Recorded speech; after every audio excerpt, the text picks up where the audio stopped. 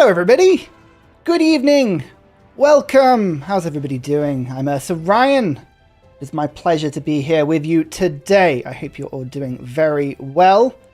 I know we have a splash page now. I have gone to the basic steps of getting some wonderful art put up so that I can hold everybody momentarily whilst I mix things around in the background, make sure I haven't left various elements of my stream setup firing off into the nebula. It's all good. Hello everyone. Arctic Fox, Nanogalactic, ever present. Boov, Funny Lionel, it's good to see you all. Hello everybody. Let me know where you're calling in from today. Hi Sander, how you doing? Oh, we've got a good stream for you today. We've got a very good stream for you today. I am looking forward to sharing with you some multiplayer madness, some broken combinations, and I shall pull the wonderful Pravus in a moment. He can come and join in, but how's everybody doing this evening? Where are you all watching from? Hi Black Cat, how you doing? Normally we have a good range of locations, geographies. We've had some pretty weird countries over the previous streams that we've run. Scotland. Oh, I'm quite jealous. I haven't been up across the border. Considering how close I am to the border, it's been an appallingly small amount of time since I've last gone over. Netherlands. Maryland. Hi Miranda, how you doing? Wales. Netherlands. 2 people from the Dutch lands at the same time. Goodness me. Germany. Very good. Boston, Massachusetts. But I still need to tell everyone I'm from Northern Canada. Oh dear. Well, that's good to see you. It must be cold there at the moment. Or not. I always have the idea that Northern Americas are either 30 degrees above or 30 degrees below in Celsius at any one point in time. Indiana. PA. Alright, I'm gonna have to introduce the guest of this stream today, the wonderful Pravus, who has been very kindly waiting on the Discord call. Hello, how are you doing? Hey, I'm doing great, man. How you doing? Very good, very good. Now, you're going to have to help me with this. PA, is that Pennsylvania? That is correct. Perfect. Okay, good. I was looking at it and thinking my American knowledge is not strong, but it should be. That's good. We've got some good things. I mean, to be fair, I don't know most of them either. So, classic American geography. We don't even know our own state abbreviations. I know. The thing that I love about my American audience is when I ask people from where they hail, the country comes first. Apart from America, where it's always state first, it's more important to put your state than it is the USA. And I always assumed that it was a size of country thing, just a massive country. But I wonder if the state is more important. I'm not sure. Well, there's a lot of political philosophy going into that discussion. I think mostly it's actually the Americans just sort of assume we're the default on the internet. So if we answer that question, we just say a state, you'll know. I see. Well, to be fair, I do have that assumption. Yeah, even I have an American majority audience, so I can't complain. And it's interesting. I often found myself back in my old job on Sporkle, the wonderful quiz website, trying to see if I could, as a Brit, if I could name all 50 states, because for me it was incredibly difficult mixing up the states and the cities and all kinds of things. Hi Lord Rich, how you doing? Yeah, it's a crazy system you've got over there. I never tried the capitals. Capitals of states seemed like a step too far. Capitals are hard because they're not always like the largest city in a state. So it's not always obvious. It could be some random town somewhere, and it's like, hey, that's the capital. It's like, I would never have guessed that. Yeah, absolutely. Yep, Pravus is here. He's on the line. I'm hoping you can hear him. Do shout if you can't. You should be. Otherwise, I just have a voice in my ear, and everyone will think that I'm just chatting to myself. But you should be able to. No, you can hear him. That's good. It was nice to come over to Baltimore. It's the first time I've ever been to the States, which was an experience. Oh, really? Yeah, my first journey across the ocean. Got to stop off at Helsinki as well, which was not Helsinki, Reykjavik. So you did not go to Finland. No, didn't go to Finland. No, Reykjavik, Iceland, which was entertaining. Did you end up doing anything in Baltimore besides the event? Did you go and explore a little bit, or pretty much just the contained event and then left? Well, I was feeling a little bit bedraggled from the flight. It was a very long one, but I did go and see the Baltimore Aquarium, which was there you go. Amazing. Oh, it was huge and wonderful, and I'm a total sucker for museums and animals, and the combination was amazing. The sharks. There were so many sharks. It was incredible.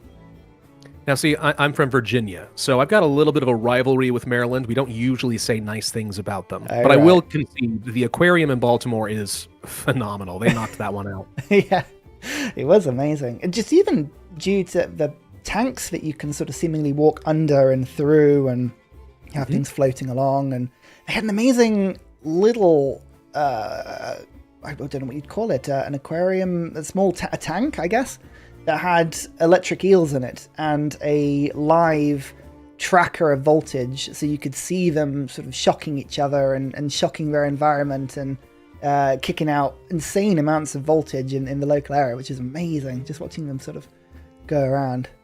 Yeah, that's really cool. Creatures. Nice. So, chat seems to be doing good. You're bald too. Oh, thank you. I feel like my hair can come through in this shot, but it's probably because it's not cut in a little while. But there we go. We have the wonderful Pravus on today because, ladies and gentlemen, we have a very fun thing to do. I should probably introduce the stream. We're going to be playing some multiplayer today, and Pravus has very kindly consented to me showing a couple of the more hilarious setups that are currently in the pre-balance state of Civ 7 on launch. Always balance is at a premium, and we've already seen a patch looking like it's coming through to nerf some of the better mementos. We cannot stand for that. We must experience them in their full glory before they disappear. So if I bring to the loading screen here, we're in a nice little lobby. We've got some AI that will be coming in. Would you like to know what I have planned for you today? I would, because you told me you had some broken combos, but I have no idea what I'm playing with. So Go ahead and hit me. Well, so how have you been playing the game so far? You've enjoyed general, like, is there any strategies that sort of stuck to you as things that you think work well? You mean as far as like play style? I mean, I do tend to be very expansionist and culture focused most of the time. I like a good diplomatic game. I find that influence can really abuse the AI in a lot of ways. But generally speaking, no, you have to be adaptable. I've been playing a lot of deity games lately. Your stream is lying when it says I'm level 1. That is objectively not true. That's harsh, isn't it? 25. Okay, cool. So I've been playing. Good. I think it's being harsh. Ignore it. So you like playing culture? Are there any culture civs that stand out to you that you enjoy? You know, Hawaii has been phenomenal for me for a lot of games. I actually played a game with what's her name from Japan? Himiko. Yeah, Himiko from Japan. If you get her with Hawaii, oh my God, she is broken. It's amazing. Yeah, she is a lot of fun. Yeah, and that is a very good way of making culture. But luckily for you, the build I have today is a culture build, but it does not use... well, no, you can use Hawaii if you'd like to, but it doesn't necessarily use Hawaii. I would like for you to select, if you would be so kind, Xerxes the Achaemenid, which I can never pronounce. Okay. So I'm going trade a little bit. All right. Going trade a little bit. So this is a leader that has extra trade route with all other leaders, which is fun. And you get some culture and gold when you make a trade route, which is fun.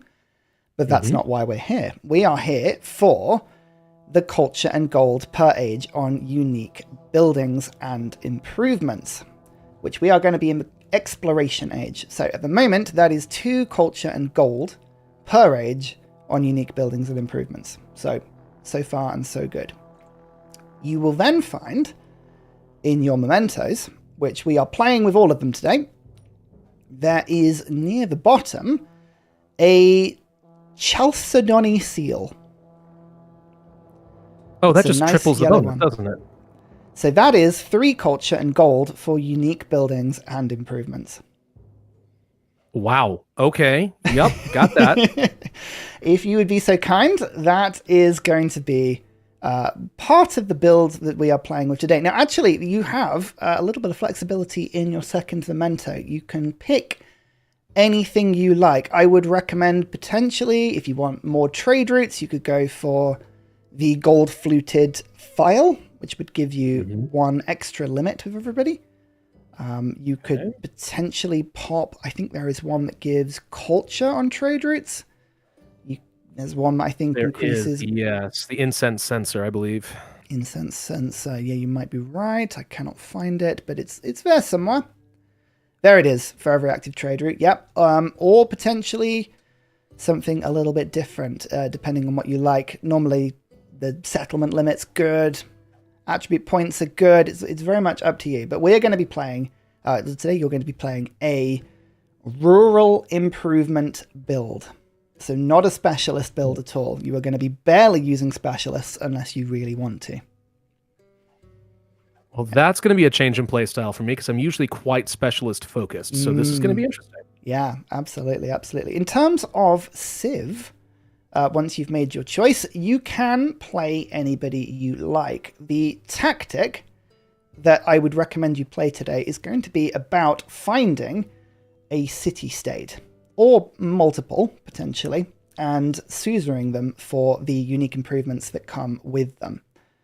So it doesn't necessarily matter which Civ you play. If you want to play with a Civ that has a spammable unique improvement, you're very welcome to. Good opportunities for that include Ming, China, if you want to build long portions of wall. You can see just from the culture yield on that, just the sort of numbers we will begin to start talking about as you build them with all of this setup. Other options include, now I believe Hawaii does have a unique improvement, doesn't it? Yes, but it must be placed on grassland and tropical. So you might be able to balance between their abilities and other bits and pieces. That could be a lot of fun. Yeah, I'm trying to remember if the Abbasids also have one. For some reason, it's not popping up the effect of the Civ when I have the drop-down menu. Oh, I see. So I can tell you. So they have a unique quarter. I mean, it does work, but you can only build 2 unique buildings per city. So it's slightly less spammable, and you'll be relying more on the city-states. But that's no bad thing. As long as you grab a couple of city-states, you should have a lot of fun. Yeah, I think I might do that. I might go Xerxes Abbasids. It works well from a theme perspective, and I am going to take another memento that gets me extra influence on science buildings. There we go. Which should hopefully help me skyrocket a little bit more when it comes to getting city-states on my side, while also focusing a little on the science game, and that should pair it well with the Abbasids. Perfect. So we're going to give that one a go. Yep, that's a really good combo. So chat is wonderfully, Joshua, yes, that was very tempting. Isabella plus the Isabella level 9 bonus is always overpowered. So Isabella is a leader that gets double yields from natural wonders. And she normally starts next to one as well. And there is a memento that has been referenced that then doubles the yields again on natural wonders, which can be just ridiculous in terms of the yields you can get. However, it's a little bit limited. And I feel like we've played something similar before. So what I'm going to be doing today is I'm going to be playing Civ 7's Speediest Boy. We are going to be playing, where is he? Revolutionary Napoleon. So, Revolutionary Napoleon is +1 movement on all land units, and he gets a little bit of culture when he kills units. To be honest, the culture is kind of neither here nor there, but there are other mementos that we can grab, such as the Beacon hat. I don't know how you pronounce that one. Which is going to give us +1 movement for infantry units. And then we're going to pick up the Tensendir, which is +1 movement on cavalry units. So, oh God, you're going to be zooming. I'm going to be moving pretty much everywhere across the map that I would like, and which is relatively amusing. Now, I could play Mongolia for Don't you dare. incredibly fast units, but I'm instead going to take, I believe, the fun thing to do, because this is a land unit as well, I'm going to be taking Spain. Because Spain can increase the speed of boats and treasure fleets and things like that. So we're just going to go for one really speedy build. Turns out to be only 300% on Isabella. Yeah, it's not doubled twice. That is absolutely correct. It is a additive combination. So 100% plus 100%. It's absolutely fair. So I have no economic benefits, but I am just going for pure speed. Because why on earth not? Are you ready? I am. Let's dive in. Now, I had to play around with your build recently, and it massively changed my opinion on how to play Civ 7. It was hilarious. It was a lot of fun. Because I was very similar. I was very specialist focused in how I was playing. Get big adjacency on buildings, put a load of specialists in, and build up the culture, build up the science, build up the number of yields. But the tiles you're going to be making today, they will make those tiles blush. They will be wonderful, wonderful. I will have to admit, I have not yet done an advanced start in Civ 7. I've done like 15 different games, and I've always started in the Age of Antiquity. So this will be a slightly new thing for me, but I think I get the gist. Yeah. So we're going to be spending points to basically decide what our prior legacy was and what we're starting with, correct? Absolutely. So it boils down into a few things. You can rush civics or technologies with some of your points. You start with 7. They can be spent pretty much on anything you want. Or you can pick up an army, walls. The armies all come with commanders as well, so there's a little bit of an advantage on those. Or you can pick starting cities and towns, which is always quite fun as well. Most 7 points can be spent any way you want. If you flick at the top, there are multiple options, and you can actually see there are preset builds if you need a little bit of a suggestion. But I would recommend custom normally gets you what you want a little bit better, because you can have a decide of what sort of legacy path you want to go for and whether or not you want to rush anything. So if you really want a quick religion, you could start with the piety civic and just blast through to religion really quickly. Equally, if you're more about the exploration and the economic victory, you could potentially start with some of the techs on that and just send your units out. If you're not sure what to do, load up with cities and towns. It just gives you a really good economic base to have fun with. Okay. Huh. Yeah, I've got a 2 camel start. My start is it's setting up for a very strong economy into the mid-age. 2 camels is a lot of fun. I've got some gold over to my left. You can see we have like 7 million copies of ivory. I think I have about half the world's resources of elephants within a few tiles of me, which I'm not complaining about. And a lot of land. But for me, I'm Spain. I want to get overseas. I want to explore around. I want to go and find distant lands and definitely not send large armies over there. So I think I'm going to go city, city, town, town, town. And I think it caps out at 4 towns, which gives me 1 spare point. And I will use that point to, because I can never remember which tech it is that lets you send settlers over cartography. I don't need to rush that. I think I'm just going to go for some attributes. We're going to stay very neutral. Cities, towns, attributes. Okay. Now the best bit, I actually really like this advanced start mechanism. It's really fun because once you get the selection finished, you can then click your towns and just deploy them onto the map. And within a few clicks, you'll have a fully functioning, awesome empire. It's a very fun system. So I'm going to take this town and I'm going to find the coast over here and just go plunk. And it starts with a load of buildings in it.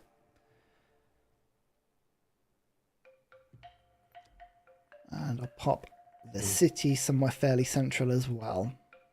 Over Yeah.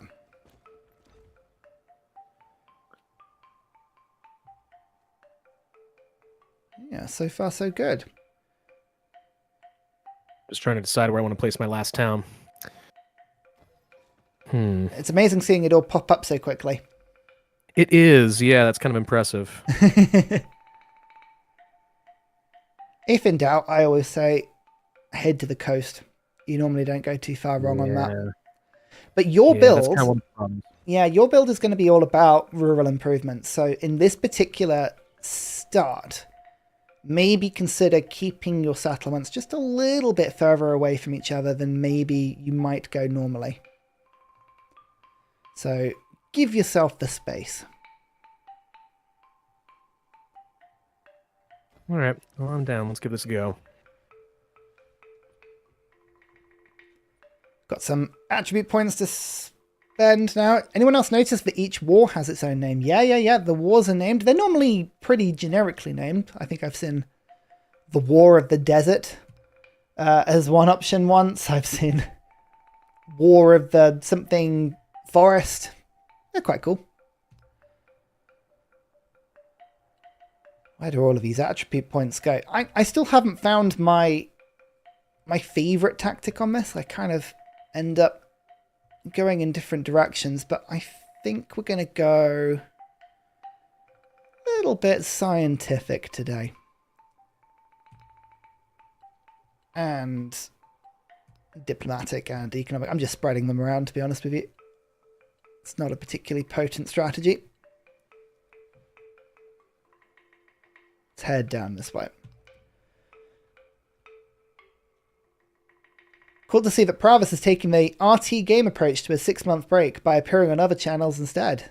This is like, what would you call it? A sort of world tour. Just sort of pop up in different places. Yeah, sure. If people will have me. Yeah, absolutely. No, this is 100% cheating on my sabbatical a little bit, but I mean, I feel like I gotta try. I gotta get this fix in somehow, man. Absolutely. I just hate not being productive, you know? That's the thing about doing YouTube for like 13 years. You feel like you always have to be making content, and when I'm not, I just start getting really antsy. So here I am trying to fix that. I see your borders already. Hello. We are going to be neighbors. Are we now? Where are you? Oh, you're up. I hear the opposite. Yeah. I can see 2 sets of borders. I've also got Majapahit directly below me as well. Is that how you say that? Okay. Nope. It probably is not. Do not trust any pronunciation I have on this channel. You will go astray. What government do I want? Oh, I don't think again I found a... I'm going to go for feudal monarchy. I'm going to make myself a king. Just because.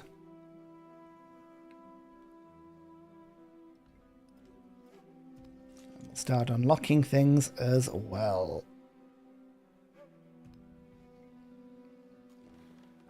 My first cog has spawned possibly as far away from the location I would want it to travel as is humanly possible. That is not helpful. Yeah, mine's basically right up against you, so it's kind of effectively inland for me. Like, yeah. I know that's not where the archipelagos are going to be, so no. That's not helpful. So yeah, no, Advanced Star really setting a great impression so far. Thanks for this. Yeah, it's... Well, I feel like that would do that anyway. The game would just sort of plonk it somewhere that you weren't able to get to. Probably. Probably. Let's start this up with a bit of... Should we go for settler? Yeah, let's go for settler production. Let's do it. You're expanding already. Oh my god. I know, straight into settlers. I'm going to just dump them towards the New World and see if we can find anything. Oh, I've got the Egyptian traditions. Interesting. Culture and food on navigable rivers. Have I actually got any of these? I have 1 tile. Good. Okay. Might as well use it. I am an idiot. I just remembered you told me that the continent is going to be automatically explored for us in a bit. So why I just spent some money getting some early scouts so I could find good selling locations, that was a whip. Well, the scouts Whoops. can go to the New World, and you can find True. stuff in the New World as well. So let's say it was a forward-thinking plan. Yes, that sounds better. Absolutely. For people who don't know, I am currently operating on only 3 hours of sleep. So if I make mistakes, that's why. It's not because I'm bad at the game. It's because having a toddler and a newborn is tough. I don't know how you're still awake. I really do not. It is highly Lots impressive. of caffeine, dude. Lots of caffeine. Absolutely. Which mementos do you think will get nerfed? Most of the ones we're playing with today is the truth of that matter. Indigo Moonbee. Yeah. That's going to get nerfed. Too many people use it. It's like it's an automatic pick for most folks. Like that's just not the fun way to play the game. Yeah, absolutely. You're absolutely right. You want there to be really serious conversation between them, and mementos that change your style of play as well. That's the key. Something that sets up a new tactic or a new game pattern that you haven't tried before. That's the sort of trick. Now, I will not direct you too much. You are free to play as you want, but I would very much suggest with your influence, save it up as much as you can and suzerain a scientific city-state as quickly as possible. Mm-hmm. Now, luckily, there is one directly above you in Stockholm. Mm-hmm. I would recommend picking it up as quickly as you can because there is a particular unique rural improvement that can be built from Stockholm that is just... It is straight up broken for both how powerful it is and also the way that the mechanics work. It is very, very fun for this particular build. I would also point of clarification. Different city-states, based on their type, they all offer the same unique improvements. Stockholm's not unique from other science. It's just all science city-states in the Exploration Age up for the same one, right? Yeah, it is unfortunate that they all feed off the same list of benefits, effectively.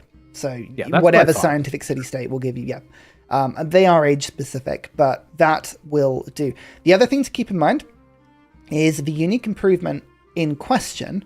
So it will be built on top of whatever rural improvement you've got. So on top of a woodcutter or a farm or a mine. It's the monastery, isn't it? It's the monastery. Yep. Yep. Okay. I know it. And remember, it cannot be built next to another urban district. So as you build up the population, there is no harm in popping tiles down that are away from your buildings, or at least sort of putting the buildings on one side of the settlement and then the improvements on another. Gotcha. Yeah. So in my land, I have. So just to remind everybody, we're playing Napoleon over here with movement on all land units, but I've also taken 2 mementos that increase my movement even more. So we have currently the speediest Napoleon that is possible on the game. Now, unfortunately, that hasn't translated to speedy boats, but we will get those improvements in a bit, hopefully. It's a fun combination. Oh, I forget that my army commander also has points to allocate. But hello to everyone in chat. Good to see you. When I saw you were doing multiplayer, I thought you were doing the challenge. I suggested it first, but this is cool too. Kyle, remind me of the challenge you suggested. I'm sure it was a good one, but never underestimate the power of my brain to forget useful information. Oh, 4 movement settlers. Hello there. Hello, good to see you. Let's get some more. Let's build the bazaar. This is a total side note, but since you said the bazaar, have you seen that game, actually? I have not. Which one's that?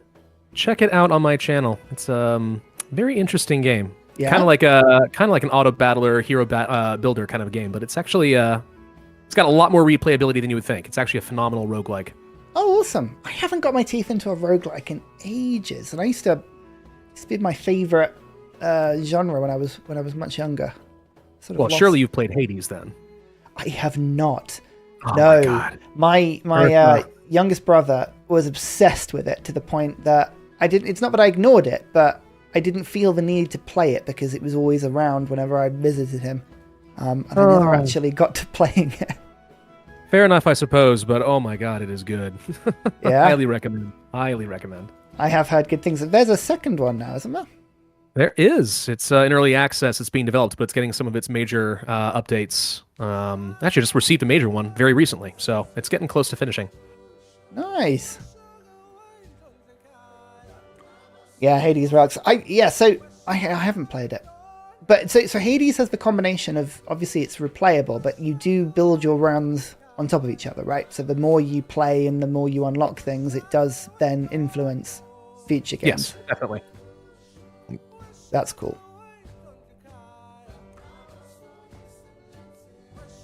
Okay, just saving my gold for a little bit.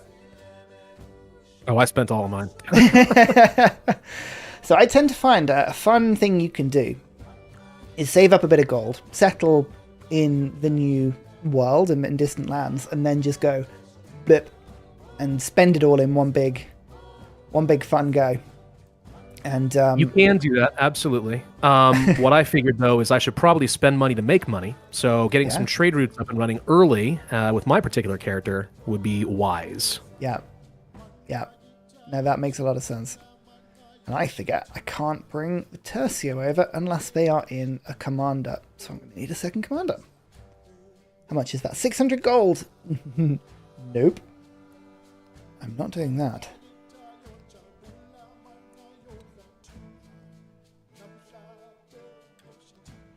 Right, now over to astronomy.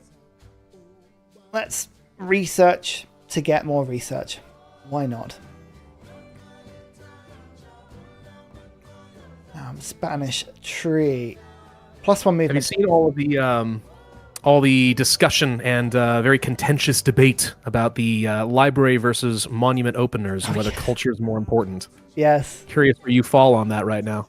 I feel like this is sort of opened up around me like a chasm that I didn't expect. But so no one called you out by name. But, you know. I am very convinced that early game, the one thing you want to do is focus on science, because everything in antiquity is unlocked via science in terms of the buildings and in terms of all of the economic yields. So in previous civs, especially Civ 6, civics were very, very, very strong and could multiply the yields of your nation several times over. So I understand where it was coming from. And there are some good things hidden behind the civic tree. So especially if you're going for settlement limit or if you're going for a wonder build, there's a good excuse to go through and rush culture. But all of the culture buildings are also unlocked via the science tree. And with a bit of a science rush, you can go straight to library, get the mastery, get the codex, and sort of really, really build on that science really quickly. And that powers you then towards the culture stuff, in my opinion, faster. So it can. Yeah. So I used to be on the same wavelength as you. But recently I've been playing around much more with very production heavy starts. Right. And culture is quite good for that, especially if you do have rough terrain. And also settlement limits, as we've noted in the past, does not have any scaling penalties like it did in previous civs. So having early settlement limits and lots of early game production seems to have worked really well for me. I've been very consistently winning my deity games lately. Obviously, there's a limit to that, right? If you don't have enough science and you're not unlocking enough to take advantage of the production, it becomes a problem. But so far, yes, you are slower on science briefly, but I find that it's working really well for me so far. That's pretty cool. Yeah, I think I would be more... If all of the settlement limit was under the culture tree, I think I would agree a little bit more. But you do have the one cop-out of, I think it's irrigation, which is living in the science tree. So yes, that is true. That's a useful sort of... At least you can pick up to 4. And in that time... you don't often feel like your economic capacity has built that many settlers that quickly. I don't know. I'm finding the balance is quite nice. But I might be wrong. For the most part. That's the good thing, though. I like the fact that it is a discussion. You don't want there to be one foolproof, unassailable technique that can never be beaten. That's the part of the game you don't want to beat. As much as people in Civ 5 used to say, "Oh, you can go Liberty, you can do this and that." Tradition was the best. It was always by far the best, in my opinion, when you were playing Deity. So you kind of always funneled down it. And I think if there's debate, that can only be a good thing. It's not an easy answer. So I like that.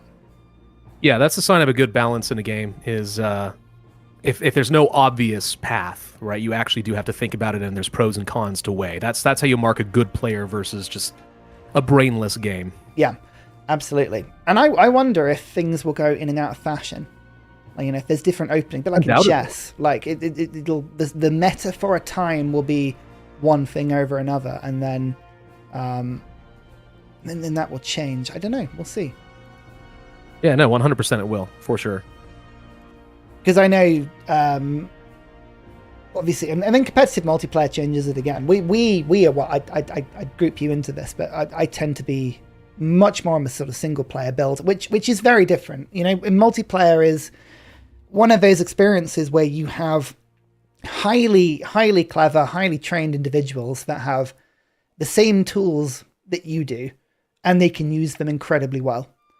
So you have to play in a very competitive way, whereas single player, you are playing something that has a lot of innate advantages over you in terms of yields and bonuses, but it is effectively a really big, stupid brute.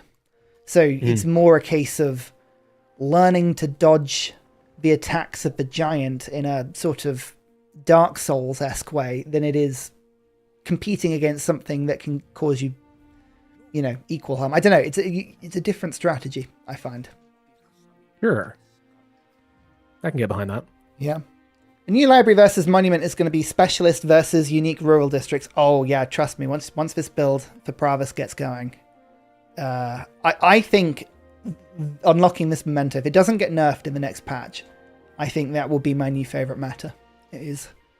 The +3 does seem ridiculous, right? Like, I mean, the leader's bonus is +1, and then all of a sudden +3. Like that's huge. Yeah. I don't know. Maybe I'm missing something, but it does seem kind of crazy. Yeah.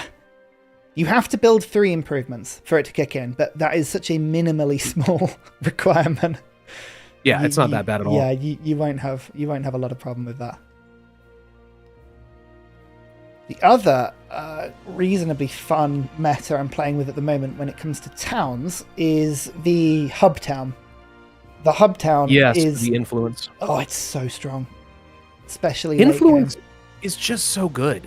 And it's not a flashy resource, but between being able to do lots of endeavors, which do scale you up faster than people think. I know a lot of people want to save it for suzerainty at the beginning of the game, but depending on who you're playing with and if they'll support you, it really can make a huge difference in your science and culture at the beginning of the game. Yeah. But also, you can shut down people who want to attack you and denounce you. So you can control the flow. If you go to war, you have a huge advantage if you have tons of influence. You can get suzerainty bonuses, which can be huge. And if you're behind in science or culture, you just steal stuff. Yeah. Like, it's such a versatile resource. Yeah, it's espionage. I slept on how powerful stealing tech and civics was. It is a ridiculously strong strategy, especially if there's somebody in the game that is playing well.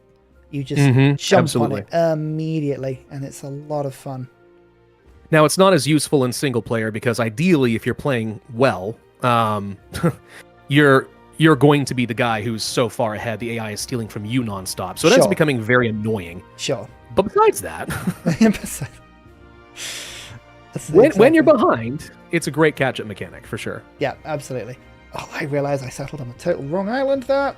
One counts as distant lands, one does not, and I picked wrong. Never mind. That is fine. That is fine, he says, reluctantly. Let's build that. Done. Get some resources. Okay, I need gold already.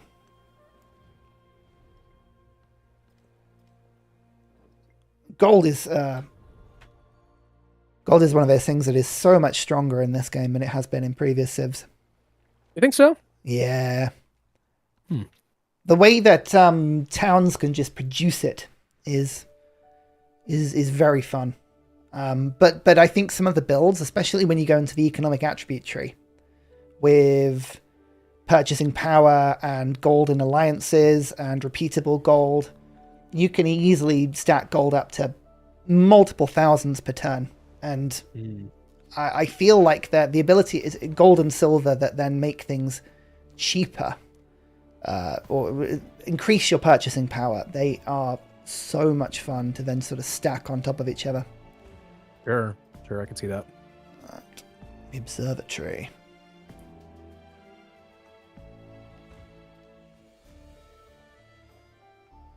If you're Ben Franklin, you want the Endeavors. Yes, Ben Franklin is incredibly good at the Endeavors. Again, I've only played him once, but he was a lot of fun when I did play him. That's also one of the reasons I liked playing Himiko so much. The fact that she can support Endeavors for free means that AIs don't really want to mess with you because you're getting lots of diplomatic bonuses with them, and you're just doubling up on so many benefits, and it's not costing you anything. Yeah. Which saves that influence. You can get more suzerainties, do more wars, whatever it's going to be. Like she's so stupidly good. Yeah. Yeah, she's a lot of fun. I think I tried playing her with the Mayans in my Antiquity Age, and I was like, this lady's broken. She's completely broken. Anyone with the Mayans is broken, but she's wonderful. Yeah. And I think multiplayer, her ability just to say yes to everything and support it is, I think that'd be really interesting. Good for team games. Yes, man. Great. Yeah, totally. I have heard that the Mayans are getting banned in a lot of multiplayer games these days because they are too strong, which I kind of agree with. They're ridiculously good. Yeah, they are ridiculously good. But that is sort of why the build you're playing today is so interesting, because it can be quite flexibly picked up from a lot of different civs. You just need the memento. And Xerxes does it well, but there are other options for it as well. If you were to say, I think Catherine the Great works well with this build. I can see that. Confucius, weirdly enough, for the growth rate, even if you don't use the specialists, he can still spam the tiles out, which is quite cool. The ability to convert gold into whatever resource you're lacking is strong. Yeah, that is one of the main reasons why it is so powerful. Oh, here is Confucius, speaking of. Oh, okay, so you're in the New World already then. Yeah, just be Spaining. Or Spain doing Spain things. Yeah. And conquistadores in the future. Yep. Not for you, though. Spain thank God. is infamously friendly with other European powers. Famously so. Uh-huh. Especially Napoleon. I don't trust him, guys. I remember what you said in a previous, one of your previous streams. A little betrayal, just. Yeah. I've got to be careful. I don't want to get a reputation for it, though. That's the thing. At least you're not playing Napoleon Emperor, right? The guy who likes to be a bully to literally everyone. Yeah, he was whipped out in my recent multiplayer game with my channel supporters, and he was every bit as annoying as I expected him to be. The lack of trader, it's not fun at all. Yeah. But very thematically fun. I enjoyed it, even if I appreciated it, even if I didn't enjoy it. Put it that way. It's nice when you can tie what is quite a fun and interesting, like a really interesting ability in Civ, to something that is historically quite relevant as well. I do enjoy that. So I did get myself a wonder. I got the Serpent Mound. Oh, you did? So at least my capital, +3 science and +2 production for all unique improvements. Oh no! So I'm hoping I'm going to get to stack the frick out of this pretty soon. Oh no! Yes, that is a combination. Yeah, fair enough. I assume this is why you gave this to me, is so I could try exactly things like this. So that's what I'm going to do. Well, I'm glad you're taking it to it so wonderfully. It is an experience, but only a positive one. It is beautifully fun. I hope you enjoy it every bit as much as I think you will. Well, part of the problem is, so this memento that's broken, it's locked behind level 9 Xerxes, right? It is. So there is a little bit of grinding to do. a lot, unless you have this mod, obviously. But I think that's what's going to lose a lot of people on some of this. It's like, yeah, some of these combos are broken, but it's going to feel, I won't say, like, it's not pay to win exactly. You have to earn it, but it's going to turn, I think, a lot of people off of just, like, how much effort you have to go into. Because getting level 9's actually a fair bit of work. Like, you really do have to play these characters a few times, I think. Yeah, you do. In order to get there. And you have to do lots of different victory approaches. And depending on how much that leader or civ is entrenched in a particular type of winning, like that might be tougher than you would expect. Yeah. So I don't know. I could see some people being turned off to that. I don't mind. I think it's fine, but I'm used to grind games, so fine by me. Absolutely. It depends what you're looking to get out of the game, doesn't it? So I think some people are going to find it a lot easier than others. I'm not suggesting that this is the sort of thing that has been done, but there are places that you can find turn endgame -1 save files that you can borrow, open up, and then roll forward the age to grind the experience. I also follow the One More Turn channel. I haven't done that just because I feel like that's cheating a little bit. But for this particular stream, I don't mind cheating with mementos. That's it. It is One More Turn. Yeah, absolutely. And he's a wonderful content creator. I haven't gone to that just yet because I feel like if anybody has no excuse, it's me, because I should have the requisite hours in this game to get the things myself. But we'll see how desperate I get. How many hours would you say you put in so far? I think it's a very good question. How many hours have I got in there so far? 256 at the moment. Okay, yeah. You have about almost exactly double what I have. So yeah, you've been playing, you've been grinding. I have, but compared to some other creators, I don't even think it's that big a number. I know of others that have gone past the 300-hour mark. It is the inevitable reality of a YouTube owning creator is that you spend less time making content than you might believe. There is a lot of other stuff that demands your attention, such as the actual video production, but I do get to play quite a bit, so I can't complain. Well, I can complain. It would be unfair and unjust complaint, but I can complain. I say go ahead and complain. It's fine. Yeah, absolutely. We're allowed a little whinging here and there, you know? Yeah, precisely. Getting to level 5 is easy, but you're saying it's harder afterwards. Yeah, it gets harder and harder. The one I'm finding at the moment is your account level is, I think you can get to about 35 or 36, and then it becomes really difficult to level. And I don't know if it's because the threshold is meaningfully higher, or if it's just because you run out of really easy experience. Like there's only so much in the game, it takes you to a certain point, and then you have to do the hard stuff. You don't gain experience just every time you play a character, right? You can't just do the same thing more than once and expect to continue getting XP. You have to complete challenges. Yeah. And most of those challenges really come down to finishing the legacy path in each respective age.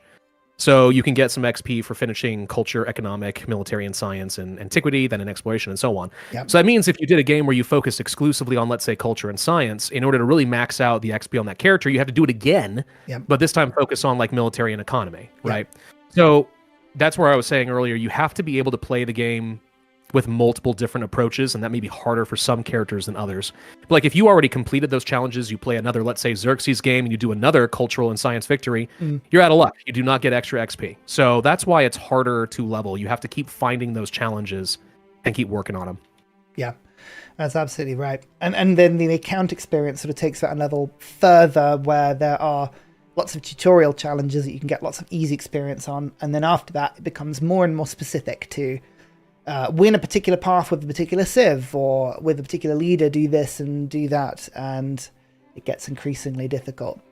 You can normally, I think, do the same thing with a leader 3 times, and then you stop getting experience. So there's layers of achievement, but it does encourage you to take a different path from time to time. Yeah. Half the challenges are do X legacy path or make X wanderers, and civ. Yeah, no, that's absolutely right. I think they might bring in more. It depends if they bring another layer of mementos in at some point, which they may choose to. Hi, Zoof, how you doing? Zoof is one of the players of our last game. Did very well. Very, very well. Played as Himiko, I believe, if I remember. I Oh, might have that wrong. we were just talking about her. Lovely lady. Yes, absolutely. Yep, there we go. Yep, I remembered how to pronounce your name. It only takes me getting it wrong, I would say, 7 times? And then I'm a dead cert after that point. Right, Conquistador. Yeah, and so it begins. It's unfortunate that in this game, they're not attacking units. They just sort of do funny things, and that's about it, really. He rejects my open borders. No, my cog is dying in the open ocean. Let me in. Watch them burn. No. Oh, no. Let me The in. humanity of it all. I know. I think he's doing it deliberately. I think so. How's Stockholm coming along? It's getting there. It's getting Yeah, there. bit by bit, it is getting there. Trying to get my production up so I can start popping off Yeah. eventually. Yeah. R.I.P. Cog. Yeah. It's the way the borders have been placed. It couldn't be more awkward for me to try and get to coast because all of the coastal tiles have been grabbed. I think the best... I might actually have to go back. That might be the only way to save this. When we were playing the live event in Hamburg, which was it was a lot of fun. Maurice Weber. I don't know how to pronounce his name. He had the worst start. It could not have been worse for an exploration start. The one thing you need access to is distant lands, and he was perfectly placed on the map to be as far away from the distant lands in every single direction he could possibly go. It was awful. But eventually he managed to get a cog out and just sailed it across the open ocean looking for land. And it just slowly and painfully died as land failed to appear. Like, it's just the horizon never quite got there quick enough. And Oh, poor guy. burst into flames. It was awful. Yeah, I'm kind of sad that I missed out on that event. So Yeah. most people in your stream probably don't know. I was invited to go to that. That was the original intent. I'd be the only representative from North America. But once I confided to them that I had a baby due like 3 days after the event, and that I would, if the baby came early, I would obviously be dropping out because I have my priorities straight. They're like, Absolutely. yeah, we're going to rescind that invitation. And I'm not salty about that. That was absolutely, I would have done the same thing if I were them. Yeah. And it turned out they made the right call because the baby came even earlier than that. But I really wanted to go to Hamburg. That seemed like such a fun event. Yeah. It was a lot of fun. My biggest regret with the whole thing is I managed to get properly ill just before it, which was not fun. So I turned up, and 2 days before the event, I could not talk. I had zero voice, and that was rather worrying because I thought I was going to have to cancel as well. So I'm glad it held up. Activate in distant lands on a fleet commander. This unit receives 2 sight and 2 movement. Interesting. Okay. You're getting that unique unit for Spain, huh? And they all have such random abilities. Some of them are really cool, like reveal the entire map is one of my favorites. Yeah, he's a little overpowered. But I don't much love the Great People system. No. In 7. It's all right, but it's so random. It's the sort of thing I'll chunk some production into if I've got nothing better to do. Yeah. Which, I don't know. You never know what you're going to get. Maybe you get something amazing. It was totally worth it. But like, bird in the hand, 2 in the bush, is it really worth it? I don't know. It's tough to decide, but I don't love it. I don't love the system they have right now. No, I totally agree. Totally agree. I feel like they need to be a bit punchier. They need to be a bit more meaningful. A lot of them just sort of have a bit of an effect, and you look at it and you think, take it or leave it. Yeah, I get that. A bit more control. I mean, to be fair, in Civilization 6, there were some atrocious great people. It's true. So it's not a new thing, but it would be good to see a little bit of a buff of certain things. I remember putting a ton of production into one, and it was like, oh, you can have 2 culture on a library. And I was thinking, on everyone? No, just 1. Okay. Okay, fine. Don't worry, Pravus. My dad had tickets to a baseball game the day before I was born. Oh no. Isn't that always the way? It is. It really is. What's funny is when we had that invitation, obviously my wife's the one who has to make the decision whether I can go. Like I'm not. Yeah. I am not risking the ire of the wife. Like that's just not a thing. But so we sat and we agonized over it for a long time, and we're like, okay, last time the baby came really late. I feel like the odds are like in single digits that this is going to happen. I think we can do this. She gave me the blessing. I don't know where we came up with the math for our odds, but we were way off. So. That's the thing about chance. Were you by chance playing XCOM within the few months of you going? Because I find XCOM will do things to percentages in your life that are irreversible. You feel like that's Darkest Dungeon. No, we were not doing that at the time. But yeah, no. That's well. As I say, I'm glad that you didn't go because it would have been highly difficult. No, I mean, I wouldn't have gone. That's the thing. Like, if the baby had come early, I would have literally called and said, no, sorry, I'm not coming after all. And they would have wasted all this money, and they would have it scramble for someone new. And, like, I totally get why they didn't want to. It was the right call. Yeah. It's just sad. Yeah. So I thought about naming my child Sid or Meyer, just as a memento to that, but I was thinking as a business decision for the advertising. Just go straight in. That's got to be worth absolutely. At least one try. Guys, you guys need to bring me in and sponsor me for all sorts of content. My kid is named Sid frickin' Meyer. Like I committed to this. Dang it. That would have been great, but no. No. Hearing Ursa's voice go slowly from groggy to pure death over the course of 4 hours was quite something. If it wasn't for the quite mind-bogglingly frightening power of German medicine, which I both fear and respect in equal measure now, I don't think I would have got through that. Oh, they had this amazing thing called Revoice, I think it was called. And they were like lozenges, strepsils, I think we call them over here, but sort of throat lozenges, kind of fruity, coat your throat, make your voice better.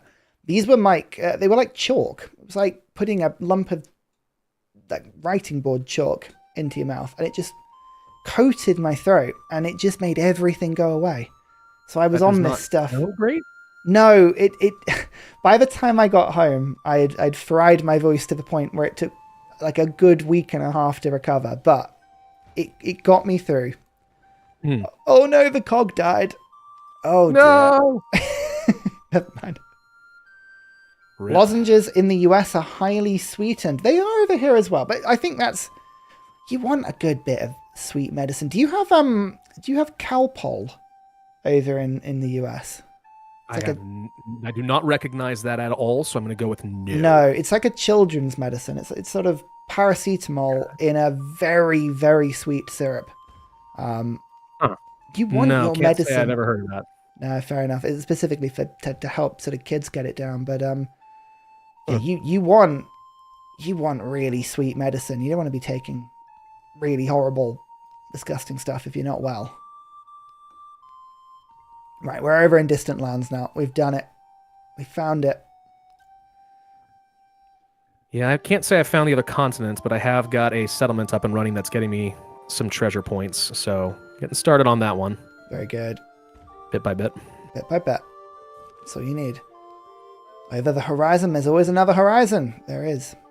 Perfect. Now, with religion, one thing I realized, so normally my go-to is to go for things like Shrines of the Kami and stuff to get some relics based on the wonders that other civs have built. I find that's very good on deity because they get so many stupid production bonuses that usually have a lot of wonders and you can find them pretty quickly. Yeah. But I guess with an advanced start, that's not a thing. There are no antiquity age wonders, are there? No, there's not. There's not. So it's not as effective. You're looking more for sort of other reliable options to sort of get you through. Not that there are many. Yeah. I don't like adapting my play style. Come on. You should have to adapt to me.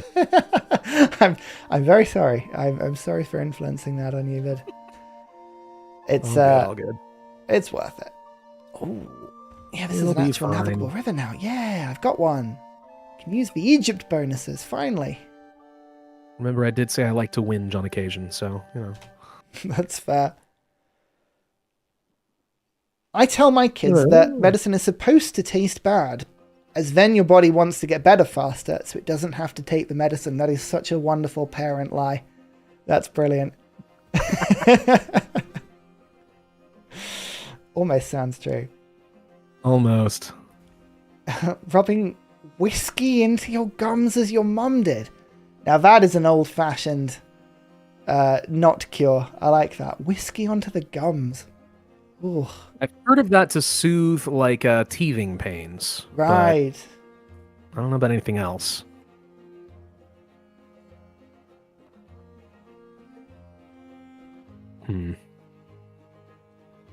Sorry, trying to decide what the heck to do here. I feel a little lost at the moment. It's all right. Again, that's fine. Trust me. I still haven't got my unique tile improvements. That's the thing. So I know I'm falling behind because this just takes so gosh dang long. Just 3 turns. 3 turns. Stockholm will save the day. Do not worry. I know. It'll be great. It'll be great. Yeah. The Swedes will arrive. I fall into that same mentality that I think a lot of people do, where you play deity, who just stole some tech from me. Sorry. You have that mentality where you get into a deity game, which this is not, obviously, but you find yourself so far behind in things like science and culture. It's hard not to get immediately demoralized and be like, screw this, I'm restarting. And then that's just not how deity works, obviously. Yeah. So when I see myself falling behind a little, I feel bad about myself. But it's okay. We'll be fine.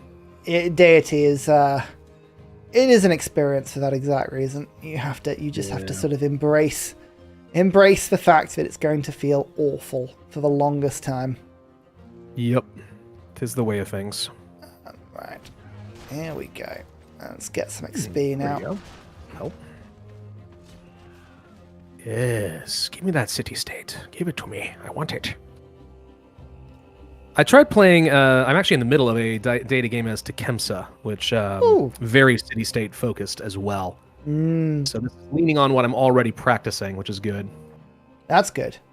I was perhaps a slight channel spoiler, but I was attempting a run with him with a particular strategy that I thought could be incredibly powerful. And it was so powerful, I believe it doesn't work. So I complained to Carl, and he's looking into it. So that series is on hold until he comes back with either a yes, you were right, it should be working, we'll get that fixed, or a no, it was deliberately set up like that so that people like you couldn't do exactly what you're trying to do. Oh, God bless Carl. He's a trooper. He puts up with a lot. He does. Oh, the movement on these archers. Yeah, okay. So my entire build is just on speedy troops, and fast movements are... It helps. It's good. Right. How's people doing? Oh, yeah, yours... I think that... Sorry, go ahead. No, your yields are good. Your yields are very good. You've pulled ahead on... I'm getting there. Tag. Yeah. Doing good. I'm SimCitying up a little bit. It's starting to work. Yeah, I will say I do think that deity in general is a bit easier in this game than it is in Civ 6. Civ 6, you really have to kind of theory craft your build, really sit there, figure out your pins for all your different districts and so on. And there is a lot of planning that goes into this game, but I think the main advantage is I have found the AI does not really know how to pursue objectives. And I think you and I have talked about this before. Yeah. They're really bad at it. So even though they have all these grand advantages, they just misapply it to the point where you can win anyway. Yeah. Which doesn't really feel good, but I mean... No, you're absolutely right. And interestingly, so I was just going through the patch notes that they've brought out for the upcoming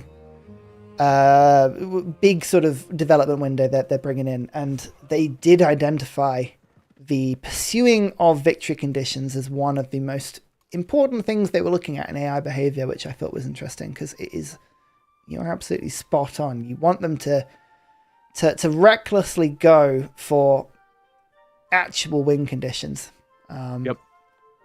And at the same time, I want them to also adjust the length of an age if they're going to do that, because if the AI aggressively pursues those, the ages will end so fast that I could see some of the enjoyment of the game kind of falling off. I think that the long ages will have to become the standard at that point.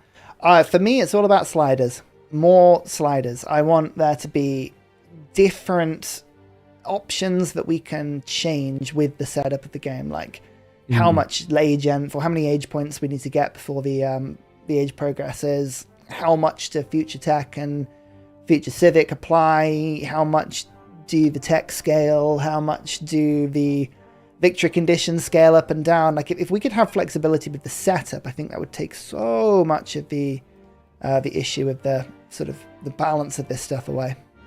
Yeah, I could see that. Oh my. Okay, hang on. I may have some unique districts coming online, and they're really good. Yeah. So is this the Abbasid districts or is this the Stockholm ones? These are the Stockholm ones. I've already got the Abbasid ones. Oh, the Abbasid ones, I can see the yields of those. Oh, yes. Oh, that's looking good. A little bit. Yeah. They're all right. You know, I can do better. But they're okay. They're pretty good.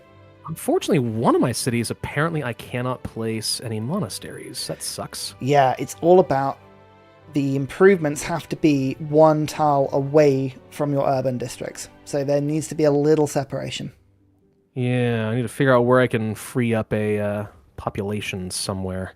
Yeah, because normally the way of doing that is to plonk a building down, but in this very specific instance, that does not help. Yeah, not a building, but I can at least force a growth. Place down a building that forces me to relocate a pop, and then I should be able to push it further out, and that will let me free up a monastery.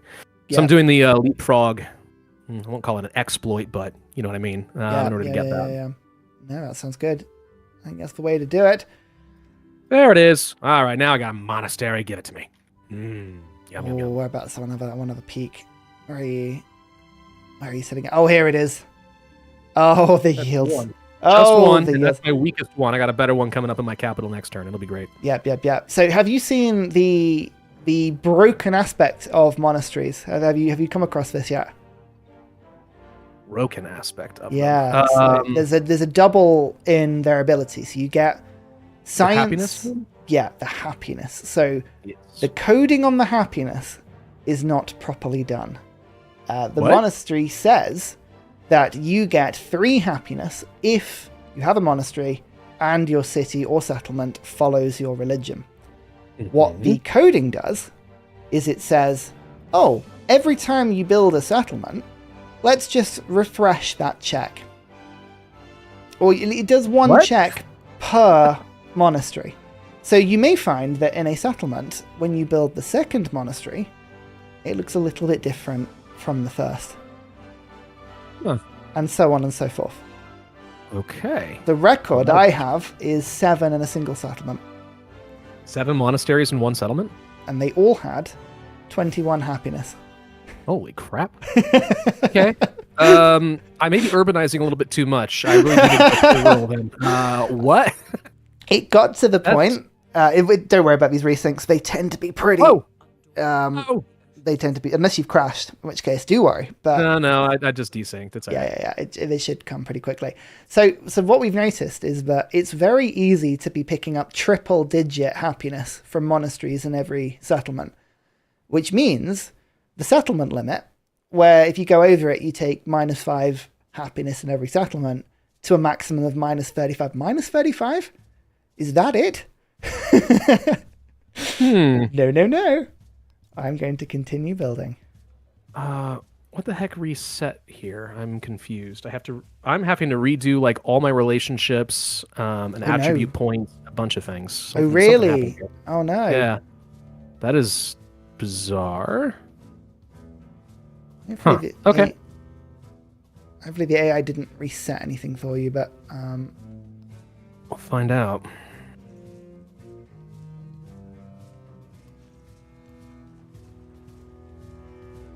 Right, where is your religious... My stuff, go away. Oh, good. Another unique building. Yes.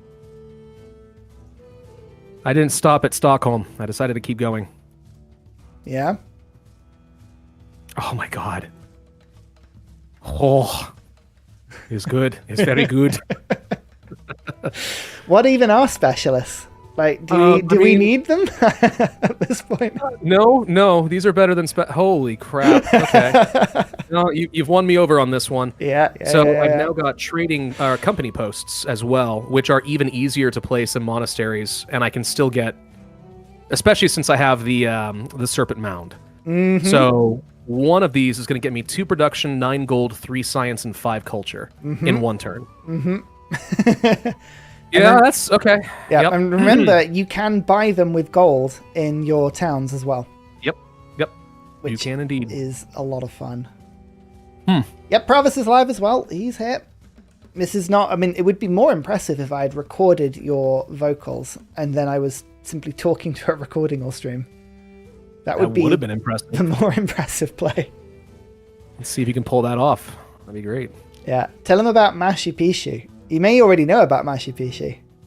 I know what Machu Picchu is. I have not checked to see how its bonuses would stack here. Oh, the bonuses are relatively amusing. It gives a large amount of extra bonus to districts around it and those playoff specialists. So if you can get your unique improvements next to Machu Picchu, the bonuses you're getting will start to specialist stack as well on top of those bonuses. And oh god, we've seen yields easily above 100 on a tile. No, my scout died. No. It was a litmus test. They failed. They did. They didn't deserve the life that I gave them. They never do. It's all good. No, they really don't, do they? It's true.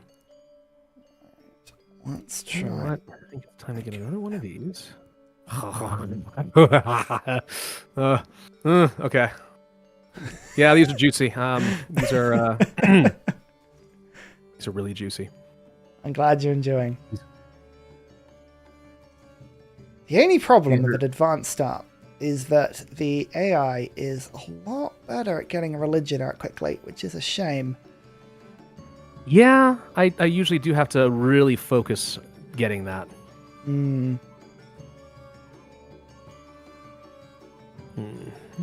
Oh, sorry. Are they asking that Pravus is also streaming somewhere? That is a much more reasonable question. No, not today. But I understand your question now.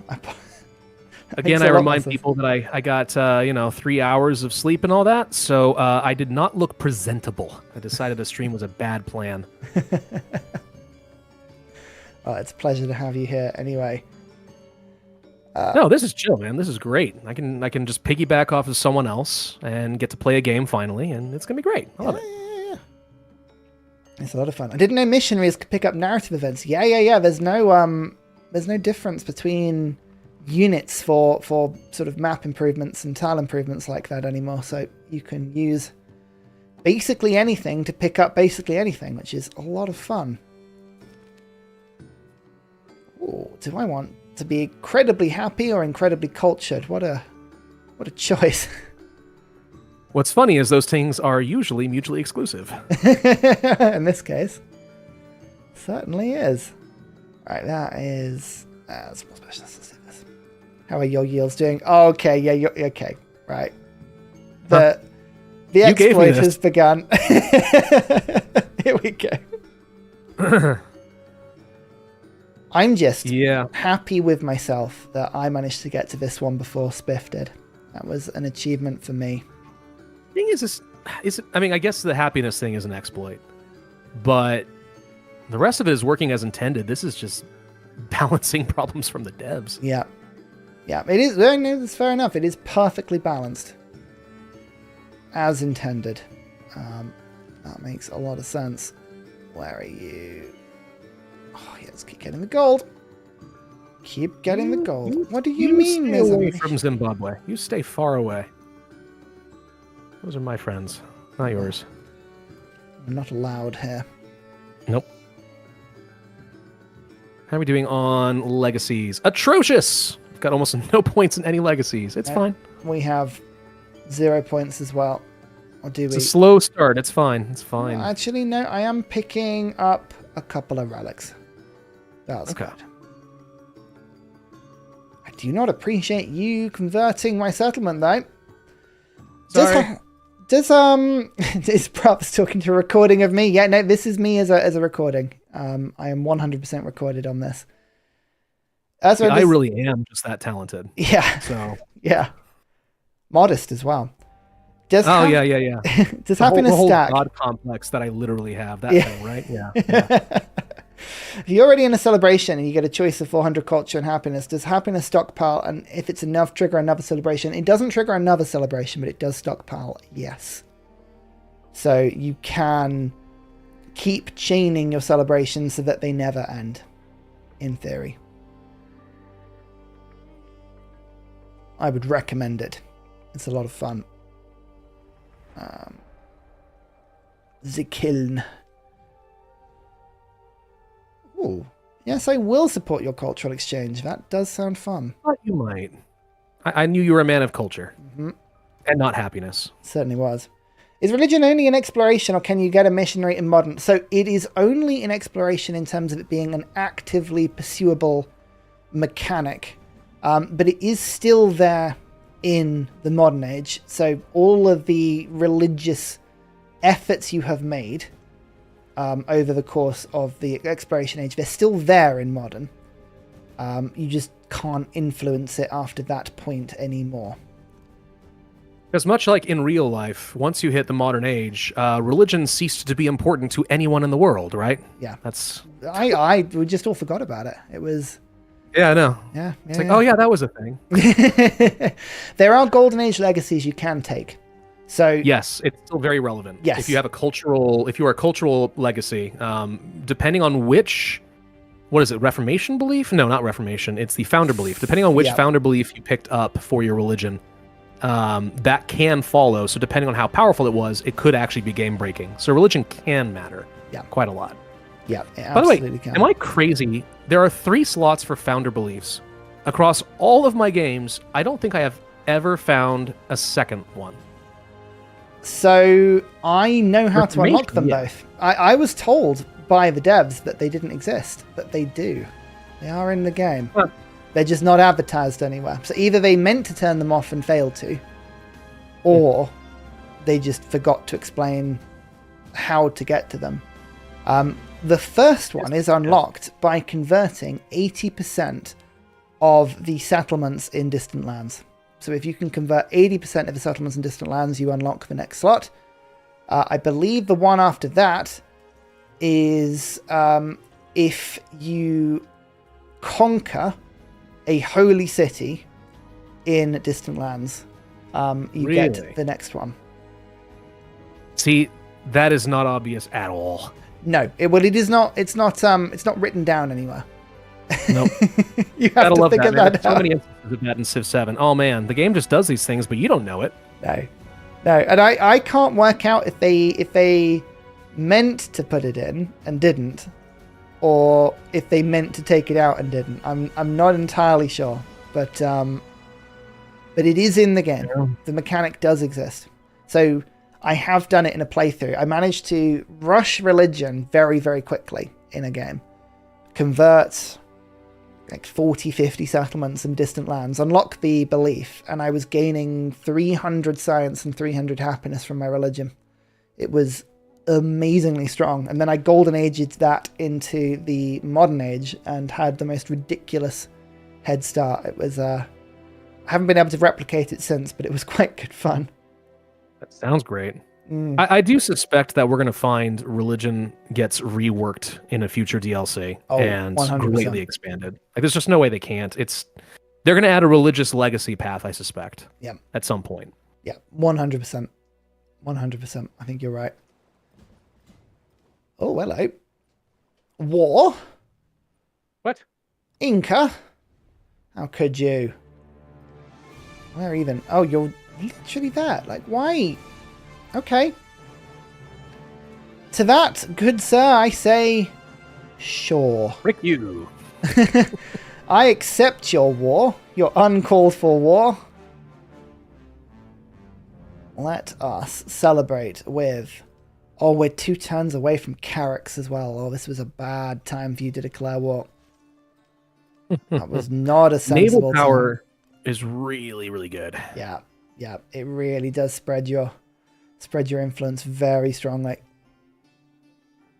I'm a big fan of that. Very big fan. Yeah, absolutely. I find it a bit ridiculous difficult to understand how religion works, how to trigger treasure fleets works, and how to use explorers properly without YouTubers' help. So actually, this is a fun thing. A little bit of a behind-the-scenes aspect of the game you might not know.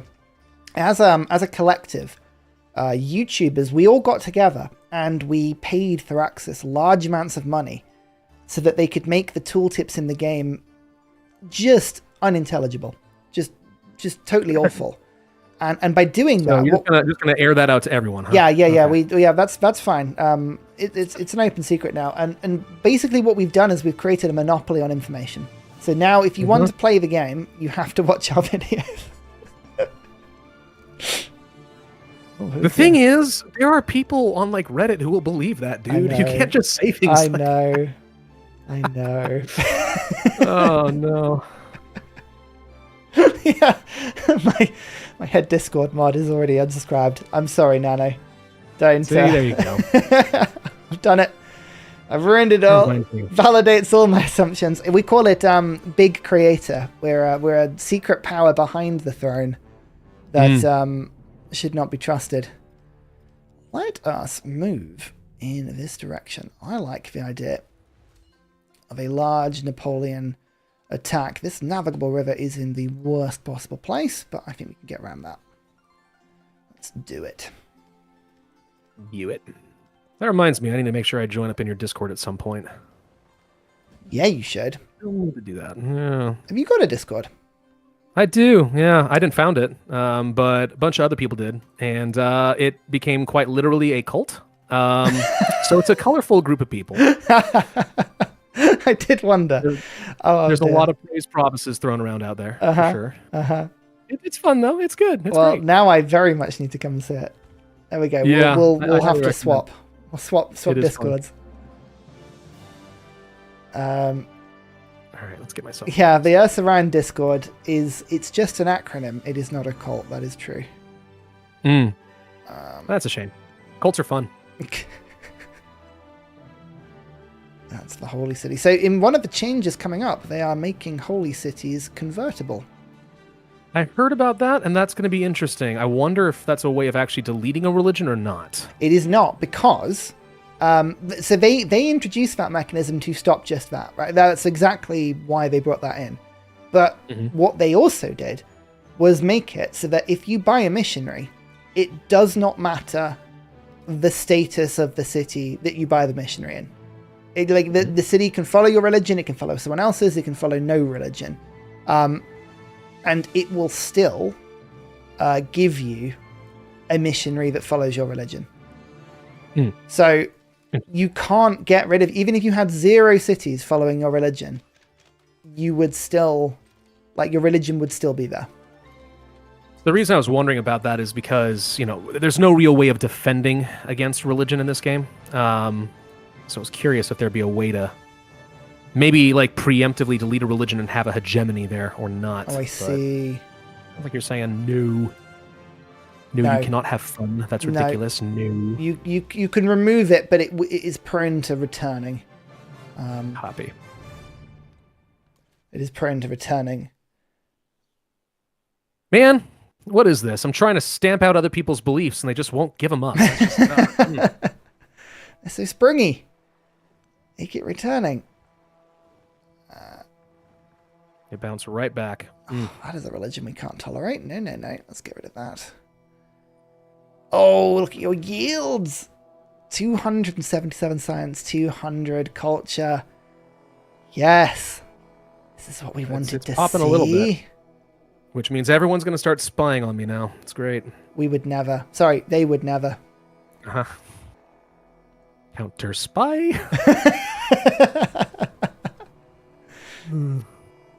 Oi! Stop attacking me. There is a bug going on here, I think. Nope, never mind. It just took a second to work on it. There we go. All right, we're good. Nice. For some reason, it was refusing to let me do a diplomatic action, which I knew I was able to do, so. Gotcha. We're set, though. All is well. All is well.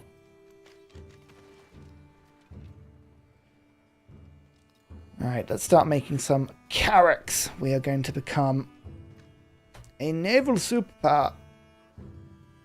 Probably.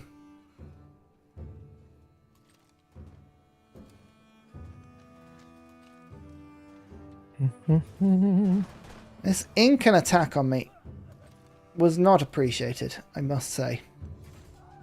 Was that a surprise war? It was not. He had denounced me, but it doesn't stop it being unwelcome. Annoying, yeah. Yeah. Yeah. Understood. It's fine. It was a few turns before I had raised an army to go and clear the cities myself. So, I mean, it was fair, but equally. No.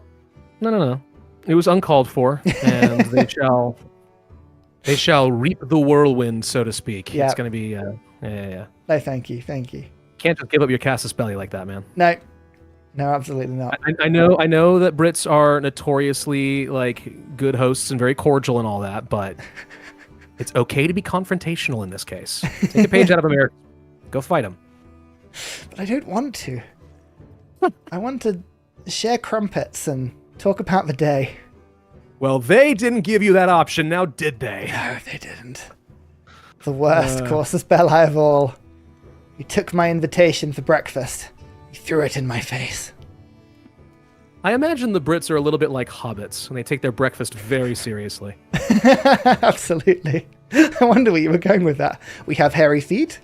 We're very short. You might. I don't know, but... yeah.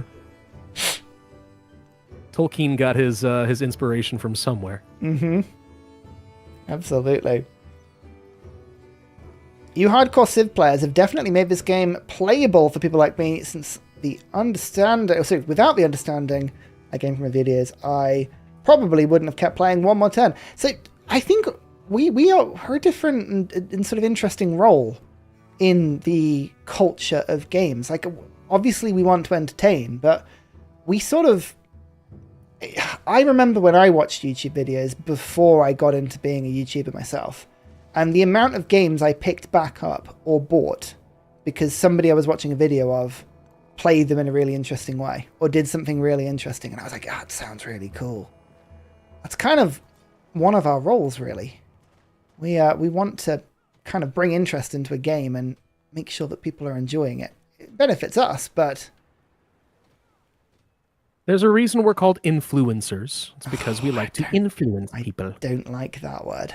I don't either. I don't like it either. But especially because it just gets dunked on, and rightfully so. But, it's... No, but like you're right. That is a thing we do. We help. We ideally can expose people to games that either they wouldn't have found out about, or we can find new ways to make things enjoyable and share a joy of a game. Like, if you find a really genuine content creator, that's what they're trying to do. Yeah. There's always the people who are like, I don't, almost like gaming grifters, right? They're just trying to hype up a game. It's like crypto and trying to pump up a game and then cash in on it. Some people are like that, but you find the really genuine folks like you, Ursa. And you just you really enjoy a game, and then you just want to share it with people, because that's what games are for. It's a social experience. It's a challenging experience. It's meant to be enjoyed with other people. Yeah. I remember the days when people would sit on a couch and play console games together, or just watch other people do that. That's what YouTube kind of did become in the early days of YouTube. Then it got corporatized, but you can still find people where that's their focus. I like to think I'm one of those folks. Oh, absolutely. I always got the impression that you very much follow your nose of what you're finding interesting at any one point, and that's where you go. Pretty much. I do not follow the meta or trends at all. I'm actually a terrible YouTuber in that way. My views could be way higher and I can make way more money, but I just want to have fun, dude. Yeah. Much more important. No, I do. I empathize.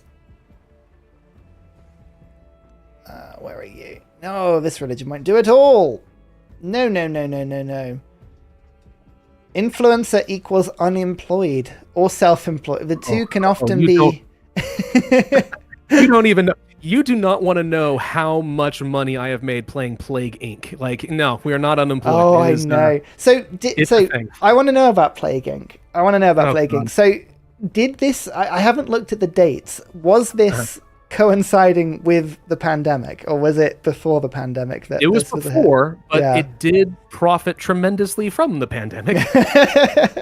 I actually got contacted by like Telemundo and the Canadian Broadcasting Company. They used some of my footage for news stories during COVID. It was Really? quite interesting. Oh, Yeah. wow.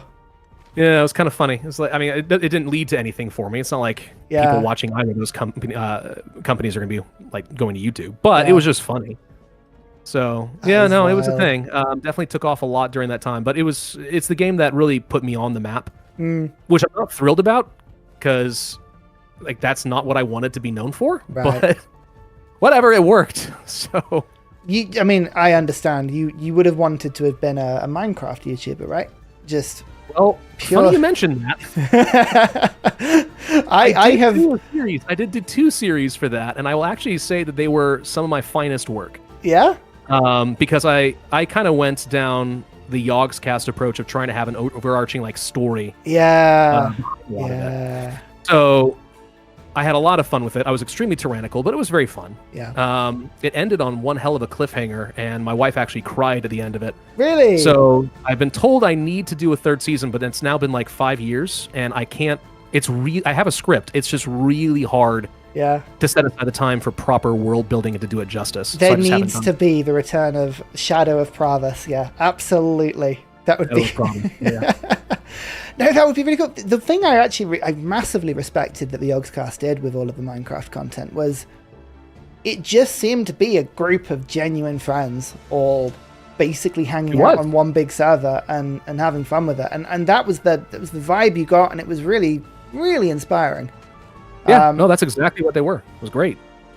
When I first set my channel up, so the Ursa Ryan channel went through 2 distinct phases of being very, very bad for about 5 years. And then as COVID hit, it got substantially better and people actually started watching. But when I first made my channel, my aim was to convince about 4 or 5 of my friends to all make channels at the same time. And we were going to create Yogscast number 2. That was my grand plan. That is ambitious. I know. I thought so. And they all made channels, and I think maybe 2 videos got made by most of them. One of my friends did do it for a little while, but it all fell away in the end. But I was the only one that stuck at it. But yeah, no, I just liked that idea. I like the idea of a little rival network. And having been down to the Yogs office. You've been there? Okay. Yeah, I went there for the Jingle Jam. It was okay. Yeah, nice. we played a Civ 6 game, which was really fun, actually. Of course you did. Yeah, I'm not legally allowed to do anything else. We know this. Yeah, no, I mean, you've worked yourself into a niche. It's one hell of a niche, but you've worked yourself into a niche for sure. Yeah, I am responsible. It is true. But yeah, no, it was a really fun experience. Just, yeah, I'm one for tech and for sort of equipment. It was a lot of fun seeing all of the cameras and all of the computers and all of the bits of streaming kit. Very fun. My sister, actually, I know, went to the Yogscast headquarters at one point. This was back when they were still quite popular, but she did go to the UK for a visit, and then she just happened to be, I think it's in Bristol. Yeah. And popped in there, and like it just happened that it was like my birthday. So she was like, "Would you mind like signing a card?" And she brought that back for me. It was like, for a while at least, that was like a treasured possession back in their heyday when they were like super duper good and fun. Nice. It's like, holy crap, I got a signed card by all the members of the Yogscast. Yeah. Great. Oh, I like that. That's really cute. Yep. I do feel like, I don't know, they don't quite hit it for me the way they used to anymore, which makes me very sad. But they sort of, they've just been around for so long. I think when I was there, I was actually chatting to Spiff and Lewis about this. But yeah, they are fully aware of the fact that they have an incredibly loyal and very large and very active community from the heydays of Minecraft and from their prior content, and trying to adapt and to sort of follow that up is incredibly difficult. Yeah. And it's always something they have struggled against and then embraced and then struggled, and I don't think even they quite know how to play it, but it would start with playing less Trouble in Terrorist Town. and maybe going back to their roots a little bit. Yes, that is the daily content. You know, I did watch that for quite a while. It is quite entertaining. Yeah. But there does come a point where that was enough. I don't think we need episode 700 something. We can do something different now. Yeah. Yeah, you didn't like the 7th iteration of rules. Yeah. I don't know. I'd like to meet them someday. We'll see. Maybe that's something I'll do. But yeah, well, you're due a European trip anyway. Oh no, my treasure fleet has found ink and boats. Well, again, that's where Hamburg would have been nice. But, whatever. Yeah. No, it's a delay. It is not a cancellation forever. I mean, my only opportunities to go to Europe basically are when I get paid to go there. Or flown out for some reason or another. Which does happen on occasion, but it's like I haven't heard anything from Paradox Interactive for a while. I don't expect to. I'm not entitled to any of it, but it would be nice to get back out there and tag up with a few folks. Yeah. One of the great things about going to those kinds of events is you get to meet so many different content creators from all over the world. And you've got connections. Like I got people in Sweden, Poland, France, the UK, a couple of the Balkan states. There's like a lot of different places I could go, and I know I've got some folks I can tag up with, which is great. Yeah, no, it's absolutely. very much a global community. I like it. Well, it's the reason we know each other. You know, we met each other in Baltimore. That was a huge event for me. In fact, the first sort of major event that I'd been invited to as a content creator. And what an event! Yeah, it was a huge thing, and it was amazing to, as you say, meet people and make contacts and talk to people and say, "Am I doing the right thing? Is this right?" You'll learn there is no right thing, or no one really knows what they're doing. Maybe Spiff does, but that's about it. Yeah. Absolutely. And that was kind of reassuring to hear. It's like, no, you are doing this no worse or better than any of us. You're doing fine, dude. All it's really going to come down to for you at some point is like that lucky break moment. And you never know when it's going to happen with YouTube, but you've grown very consistently and you've been very stable in that way. But in order to like really pop off, there's going to come a moment. I don't know when it is. No one does. When all of a sudden you're going to be looking at your numbers and be like, holy crap, what just happened? Yeah. And it's going to be amazing. And then you'll be like, well, I'm set for a while. This is hilarious. I hope so. It'll happen. Yeah. Have faith. It'll happen, man. Yeah. And it's what we're working towards, and we've kind of never let that dream go. And I think that's kind of the main thing, really. If you keep working at it, you don't know just what be will consistent, happen. keep going. Buy Never enough stop. lottery tickets, and eventually you'll win. Keep buying them. Keep putting the effort in. Ultimately, Kinda, yeah. That's what you can do. Yeah, no, but it was really lovely to see everybody. I massively appreciated that as an experience. It was really cool. I was a little ashamed that I didn't recognize you immediately, because the funny thing is, I actually had just started watching your content like 4 months prior. So I was like actually watching like every one of your uploads at the time. Yeah, because you like, gave us a heart attack. Like I know that voice. Yeah, I have not met you, and it took a long time for me to say, I don't know who you are. Sorry, can I introduce? And you're like, it's Ursa Ryan. It's like, oh. Because you originally gave us an absolute heart attack because we were sitting, I think, in our front room at the time, and you know, not to brag at all, but once a YouTube channel gets to a certain point, you stop getting notifications for like every time someone comments, every time someone subscribes. Otherwise, your phone would just never stop beeping.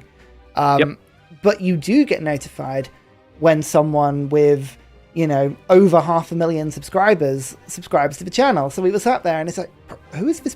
What?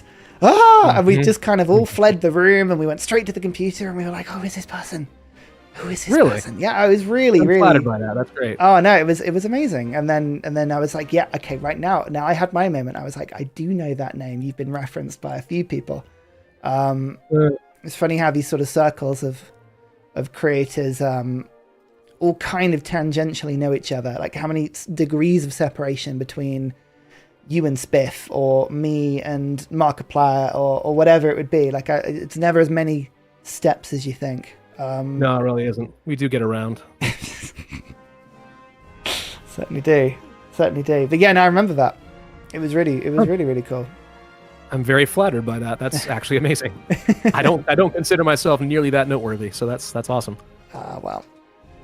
Well, you know, the enthusiasm died eventually, but for the moment, it was.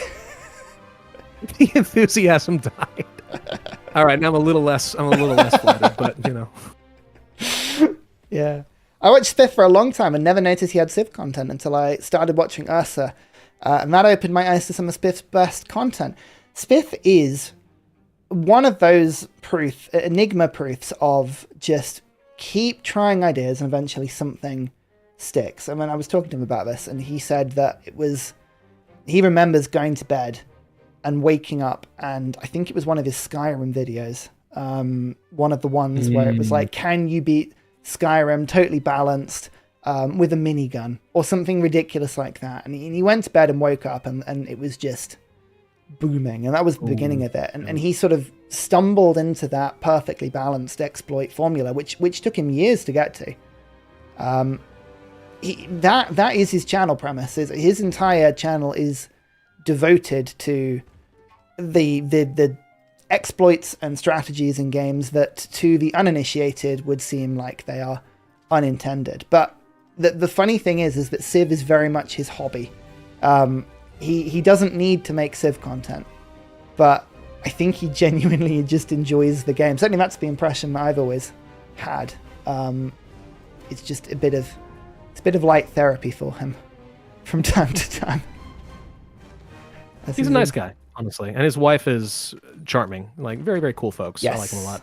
I did take a while to figure out if Spiff knew me and or liked me at all, because some years ago, like I want to say 5 or 6 years ago, for an April Fool's Day video, I decided to make a Civ 6 video that just lampooned him. Like that was the whole thing, breaking out a very fake British accent and everything, and just completely mimicking his style about why settler difficulty is such an oversight by the devs and an absolute exploit to just make the game mind-numbingly stupid. You can do anything you want and you'll always win. And I thought it was a very good video, but a lot of people, like, I didn't think it was particularly harsh or anything, but like a lot of people are like, oh my gosh, do you not like Spiff? And I had to put a comment and they'd be like, no. I highly respect Spiff. Yeah, check the date. I like everything he's doing. This is just me. This is me playing a joke because it's April Fool's. I'm not. Yeah. I'm not actually criticizing him, I swear. That's so funny. So I don't know if he's seen that video to this day. I've never had the courage to ask him to find out. So he might not like me. I don't know. Oh, I don't believe he's that. been cordial to me, if nothing else, but that's also the British way. So I can't get a read on it. He is a YouTuber that he gives people the time of day, no matter who you are, which is incredibly impressive and kind for somebody of his size.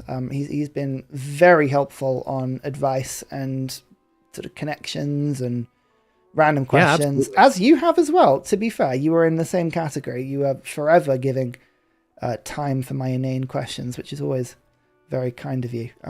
Well, I've always got opinions. I don't know if they're useful opinions, but well, they help. I'm glad someone thinks so.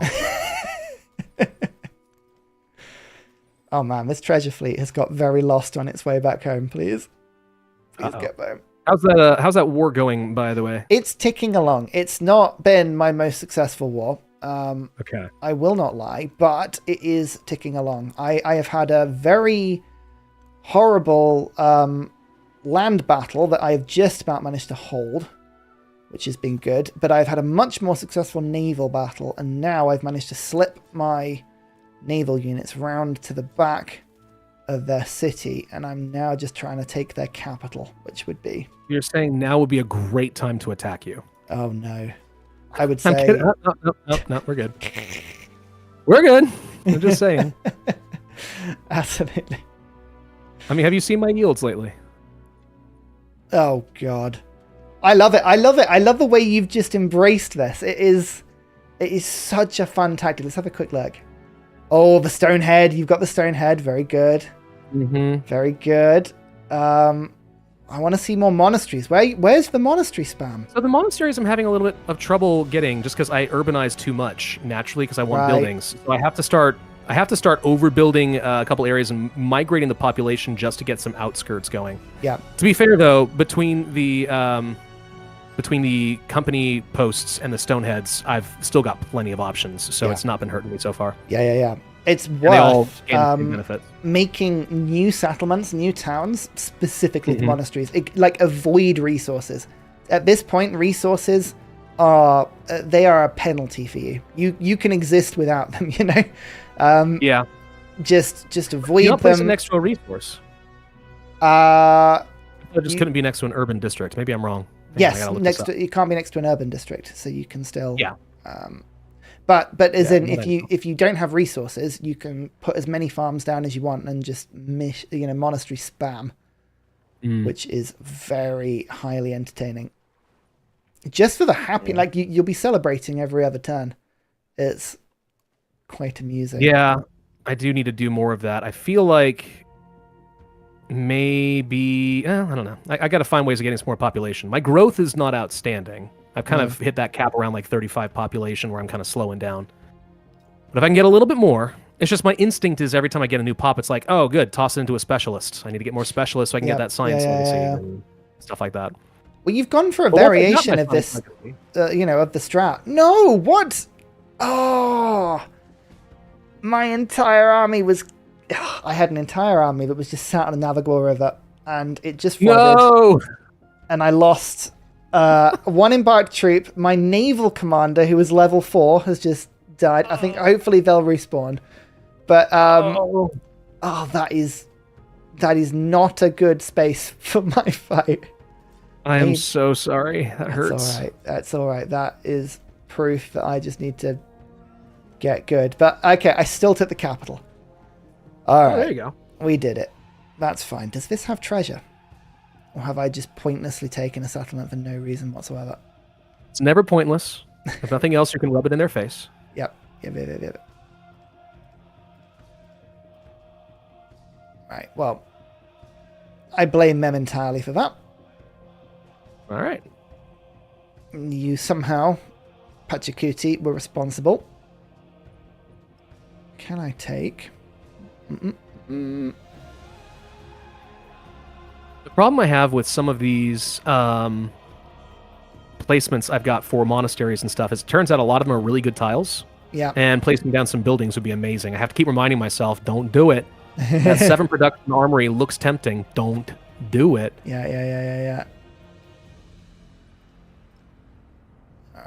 But no, this is definitely a very fun playstyle. I'm gonna have to do another game of this at some point. Yeah. I really want to make some Civ 7 content. It's highly unfortunate that I've decided to take this sabbatical for the sake of family and all of that. That's fair enough. It's a fun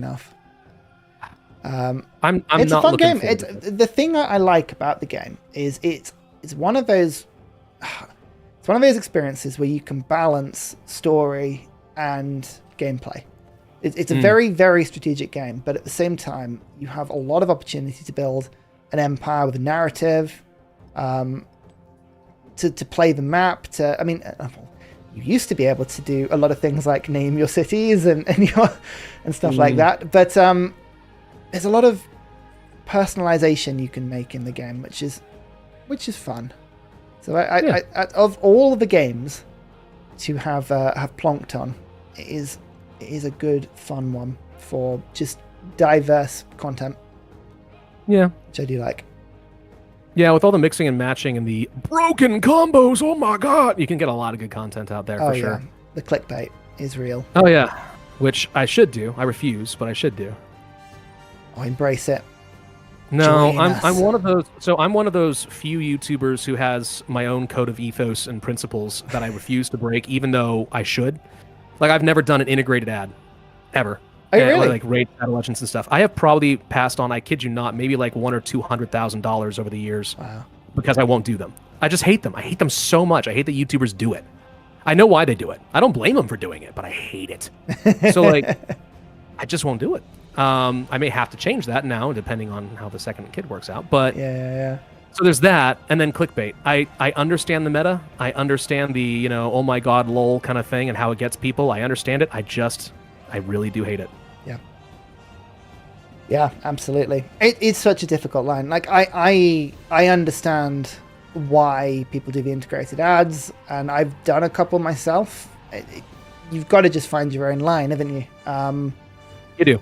And I think the one I've always tried to take, and I've been pretty successful in telling the line, is just if it's not something I would buy myself, then don't get anywhere near it. Like, it's not. And I think that's a very good line. That's a fair one, because at least then you're being genuine about it. Yeah, exactly.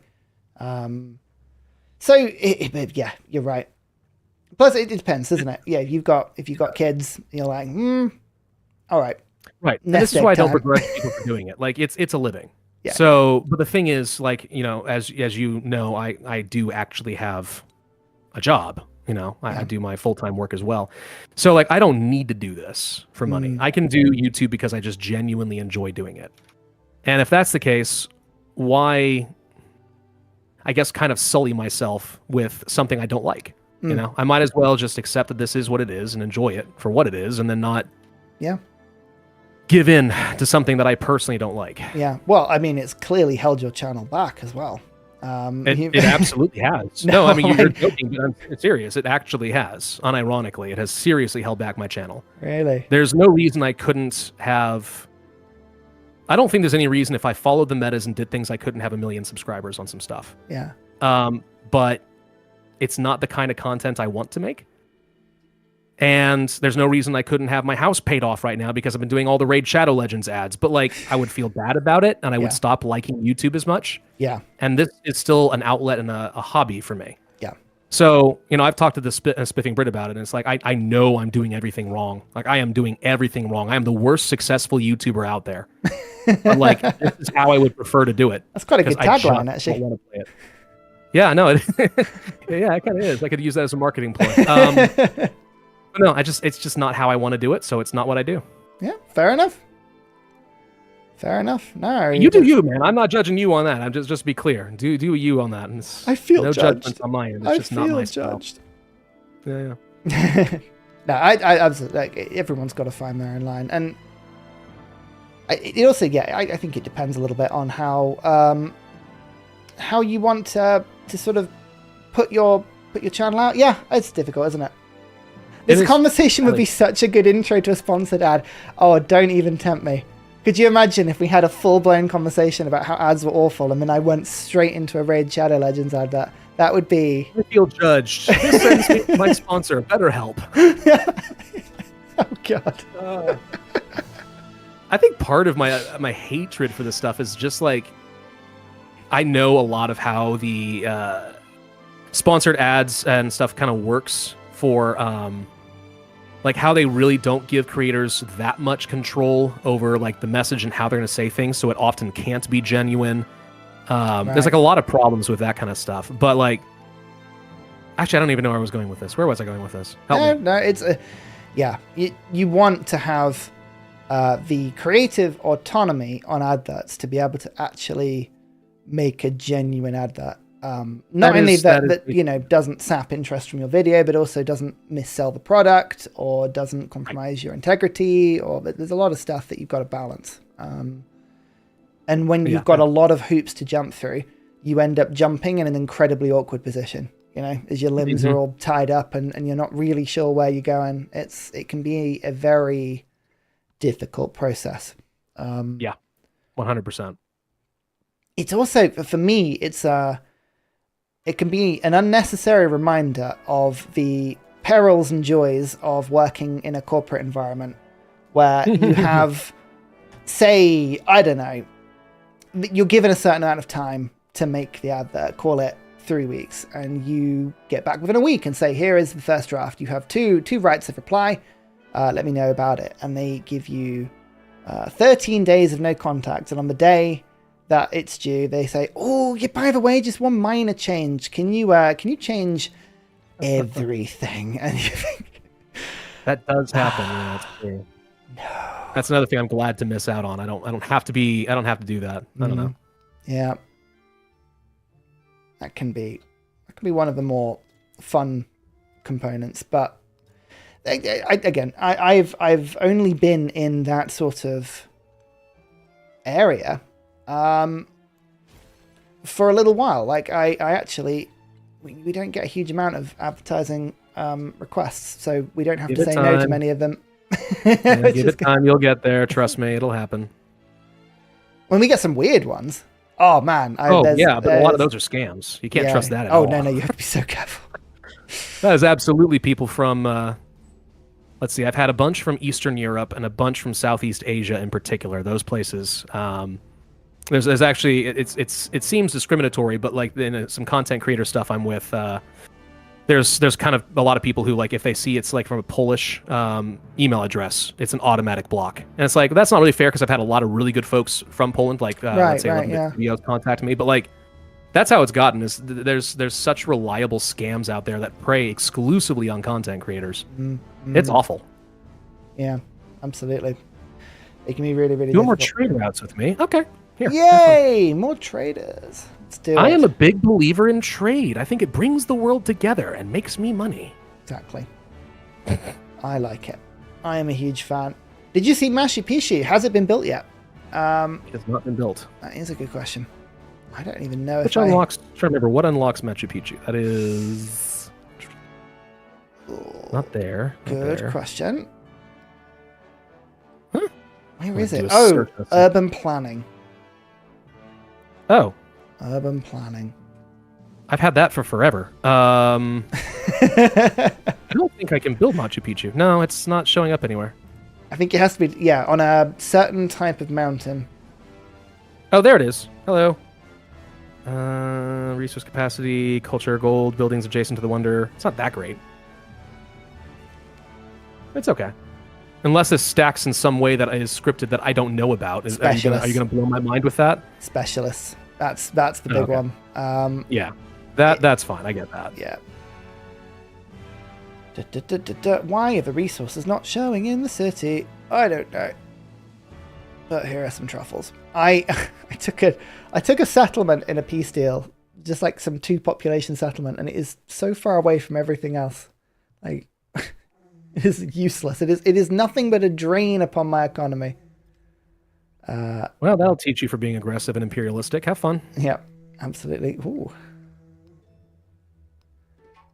Anyone in my audience who's watching that will immediately roll their eyes and start laughing because they know that I'm a big proponent of imperialism on this channel.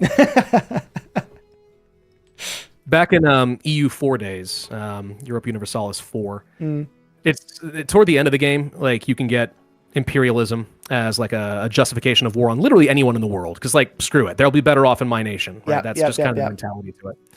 So I don't know why I started doing this, which is always a great start. Yeah. But I think maybe it was actually inspired by some stuff from some Game Grumps. I could be wrong on that. Okay. But I just started yelling imperialism every time that I declared a war.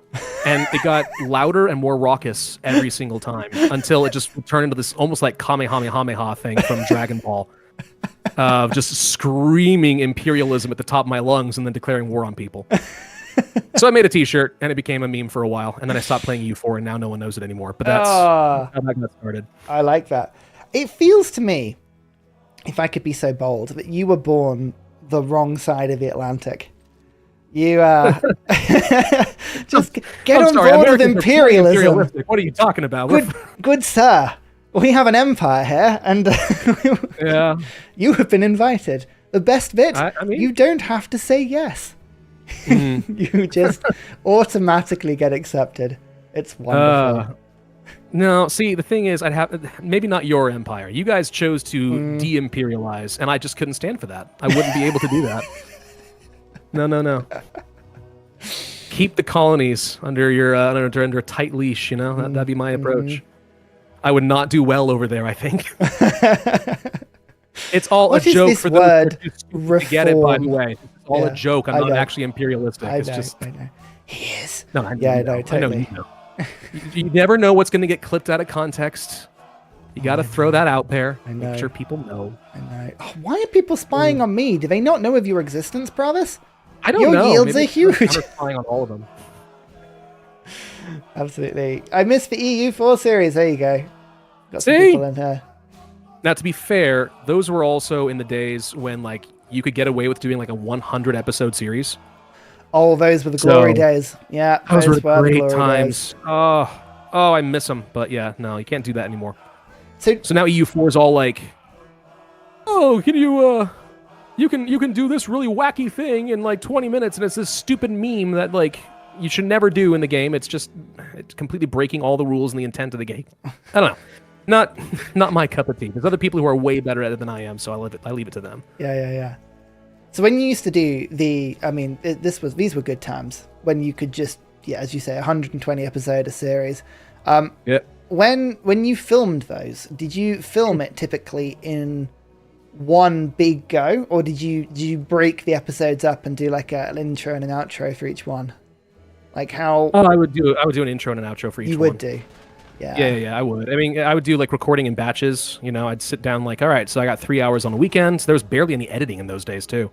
So it's like, I'll just spend 3 hours on a weekend. I'll just go ahead and record all of this, and then I'll just edit it up, and I'll put out one a day, and there we go, done. Yeah. Good times, easier times. Yeah, they were easier times. They were great times. Yeah. Nowadays, people are like, where's my edits and my funny pop out memes, and where's my camera panning every like 4 seconds because I got the attention span of a goldfish. Mm-hmm. And why is your video not in portrait? Yeah, exactly. Took me a second there. Yeah, no. I don't know. I that's why I'm saying I'm like the worst successful YouTuber. I just don't like the trends, and I'm like, screw it. I'm not doing this. I don't like it. No, fair enough. You got the base. The Three Mountains run was fun to spend weeks on. The Three Mountains. Oh God! That person right there is OG. That guy, whoever that is, they know. That is Pro X. Yeah, I think that was like 120 episodes of pain. What game was that? Was that EU as well? That was EU4. Yeah, you start off as Okinawa, basically, Ryukyu, but like a tiny island, off south of Japan. Right. One province, barely a thing, and then you have to like conquer the entire world. Wow. So I did, and it was so much pain that I could not touch EU4 for like a couple of months after that. I just, it left a bad taste in my mouth. It sucked. Oh no. I couldn't stand it. I like it when a game sticks with you like that. Oh yeah. Oh, I won't forget. You'll not forget that one. Ugh, God. I remember one of the first ever huge all-nation, huge map Civ. What was it? This would have been Civ 5 runs I did. I decided it would be a really good idea to film it on a small laptop. It was not a gaming laptop. It was like a 500 quid, $650 integrated graphics thing that would take about 3 minutes to render a turn and about 15 minutes to then actually film a turn. And it took me about 2 weeks to film this thing. And I did not want to touch Civ after that point. But then the series did well. And I was like, oh, no. Why can't I be known for like really quick, easy videos? Yep. See, and that's where I got lucky with things like Plague Inc. I got known for a very easy, quick video that I could just farm the crud out of for a long time. Yeah. Great while it lasted. Yep, absolutely. Have you played, I can't remember, we actually mentioned this last stream, but we were on, Balatro. That's something that's made its way into my algorithm recently. Yeah. Yes, I was telling you have to try that one. Did you try it? I haven't yet because I haven't had the time, but it's like it must have heard you. The all-knowing algorithm heard you and has plopped it into my playlist at the moment. Good, well done. So I feel I should. I will buy you a copy without any hesitation. I've bought like 7 people that game because I'm such a big believer. Oh well, it's very sweet. No, I'm more than capable, but I need to. It's more of a time. Plus, I feel like it's one of those ones that crosses consoles, right? Is it worth keeping it on PC or is it worth plonking it on something else? I generally prefer everything on PC. You actually can do it on mobile, and it actually works shockingly well on mobile. You do not need to do it on the console at all. Yeah, I think if I bought it on my phone, that would be a very bad thing. I don't need anything addictive on my phone. That goes against all productivity rules that I want to embrace in life. Yeah. I get that. Yeah, it can be tough. I do highly recommend it, though. At least give it a shot, because one of the things that's great about it is not even just that it's a very good game. I think you will respect how an indie dev was able to create something truly impressive. Yeah. Right. Like this was a one-person job who then got like some folks on on Fiverr to create like a theme for him and stuff, and then it becomes this huge internationally recognized, one of the best indie games of the year. Yeah. The person who composed the music gets like known for best score in the game, and like it kickstarts his career. It's amazing. Like it did some really cool stuff for people. Yeah. And it really deserves it. It's just a great game. It seems really cool. And you know why? It's one of the reasons it's really, really good. A fantastic user interface that gives you a lot of information. Yeah, no, I mean, you're not wrong. It does actually have a very good user interface. Yeah. But in general, it also just, it's easy enough to grasp because it pulls on familiar ideas like, poker. But it's also so completely unique, and there's so much variation that you can just keep going on it forever. It's great. Yeah. No, I'm an enthusiast. I'm a big enthusiast, and I'm not sorry. I do need to go out. Hi, Pete. How you doing? Good to see you here. Yeah, I'm hanging out with Pravus. We're talking Balatro at the moment, but we've been having a good game. So we're playing overpowered strategies right now. I have got a very, very fun Napoleon build with very quick armed units that I have conquered some Incan territory with. I'm just thinking now about building myself a new army because Inca's got a lot of cities and none of them have any decent walls, which is a mistake. So I'm thinking about that. And Pravus is playing around with the most wonderful unique improvement build with Xerxes. How are you finding it? Are you still enjoying it? Oh, I mean, I got 3.5 times your science. I'm basically, I'm ready to end the age when you are. I'm at future civics and future techs, and I can just start pumping it out now at like 1 per turn. Well, no pressure, but I'm actually 1 up on you when it comes to legacy points. You are on legacy points. Yep, 100%. Yeah. So yeah, you got that. Right now, I've sort of snuck in on your coattails. I'm doing okay. Would you like me to change that? I can help. No, I need to go. I basically now I can just focus on anything. I've got enough of an economy. I can do whatever I want at this point. Nice. No, well, peacefully. Make it a good contest. I've just got my 6th point there, 5th point. So the economic tree is now going. Actually, how are you doing on the economic? Because I'm struggling on that one. I've not found nearly as many goods as I would have liked. Economic is actually, for the first time in a lot of games, is working all right for me. I have got 1, 2, 3, 4, 5, 6, 7. Thank you. Yeah. I've done what? Crisis. You pushed us into the crisis. That's your fault. You just acknowledged you got your point. It's your fault. Yes. Oh. Okay. Yep. Keep religion on, and nobody gets hurt by the plague. Let's do it. That's how it works. Now I've got the specialist limits. I should, in theory, now be able to try and get some yields. Although my specialist yields are not brilliant. That has not been an area of the game I've done very well on at all.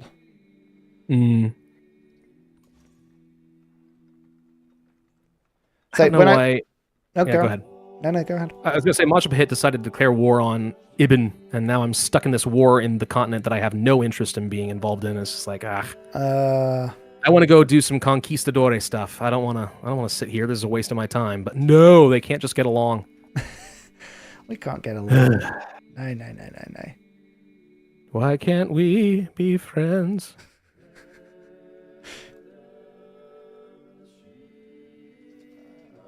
Where are the settlements? Find me the settlements. I want to get this religious point.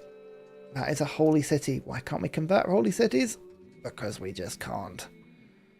Why am I not at max science yet? It's ridiculous I haven't got that legacy finished. It's because your strategy, while very potent, does not necessarily focus fire the specialists on a single tile quite to the same degree. No, I have let the ball slip on that one quite a lot. So you're sabotaging my science legacy. Got it. I see how it is. Okay, you. Yeah, I've gone for you in particular. I knew it. I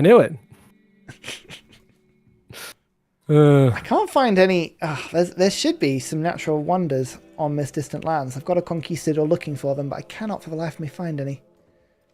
Don't know where they are. Yeah, I haven't explored a ton, but I haven't seen one either. That's a good point. Huh? Weird. Yeah. How'd that happen? Very, very odd. Yep, Holy City conversion is on the dev list. Yeah. I should actually have a video coming about that tomorrow. We went through all the dev list stuff. Some interesting changes. So this dev list, was entertaining in the sense that they had it split between these are things we're going to do now, these are things we're going to do in patch 1, these are patch 2, these are patch 3. And in every single list, they could not help but put UI. We know about UI. There's a whole little section saying, yeah, and it's like, I think they're working on the UI, guys. I think they may have picked up on something here. It was good to see. Imagine where that came from. Yeah. Oh, man. Yeah.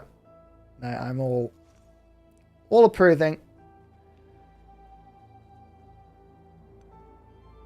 We shall see how it changes everything. Oh, that was a settlement. I think that might have been raised to the floor. Dear oh dear.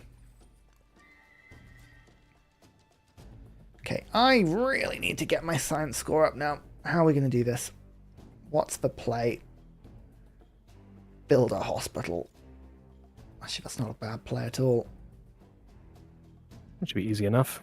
Yeah, start moving things and working out the tiles I want to improve. Where are the yields? Where do they live? I think that one. I hate when a game makes me work things out with my head. Don't make me do maths. It's not on.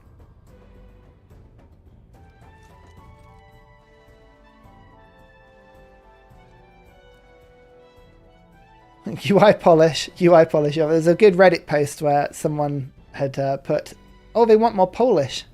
Fantastic. Poland confirmed for the game.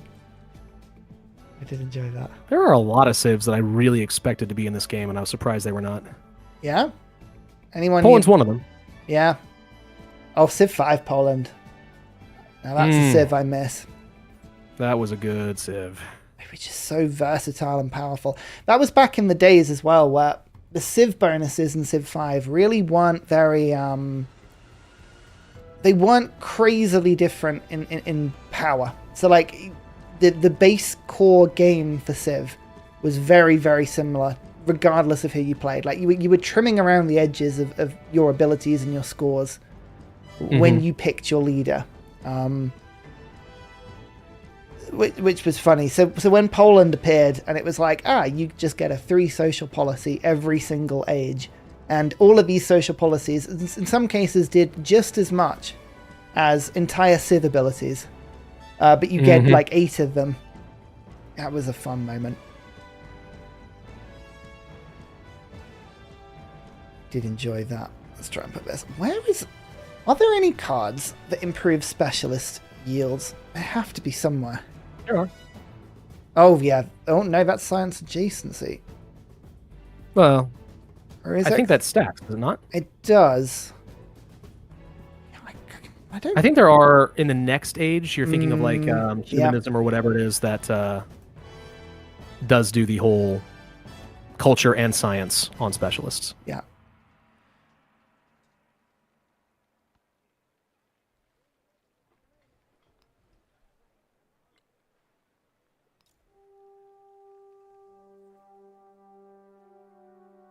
How do you want to win this game as Poland? The answer is just yes. Yeah, absolutely. That's it. Let's buy that back. I want to move the population over. We are overbuilding for the sake of it now. And we want the yields. Let's try and go for... That's kind of what I'm doing right now. I just kind of figure I don't want to actually push the age, so I'm just faffing about right now. And I probably shouldn't be, but... It's like, if I don't want to go to war with anybody, what exactly am I supposed to do? How has no one befriended Kilwa yet? I only just found them, and no one bothered. Does no one like Kilwa? I didn't have an influence build today. I've avoided the influence build. I can't even afford to support your cultural exchange. I am influentially skint. It has not been a good game for it. What I do have, though, is treasure fleets. That I'm happy with. Yeah, I'm still not getting many of those, and it's really starting to bother me. I need to go and kill somebody who has them. Like I'm looking at China here with Confucius, and I'm thinking, ooh, you got a lot of chocolate and sugar there, bud. If only I wasn't stuck in this stupid war in the mainland for no reason. Yeah. It would be a shame if something were to happen to all of that. Would be a shame. Damn shame. Yeah, I've been in a war with... Oh, he's finally giving me peace now. Oh, I was stuck with this war forever. There we go.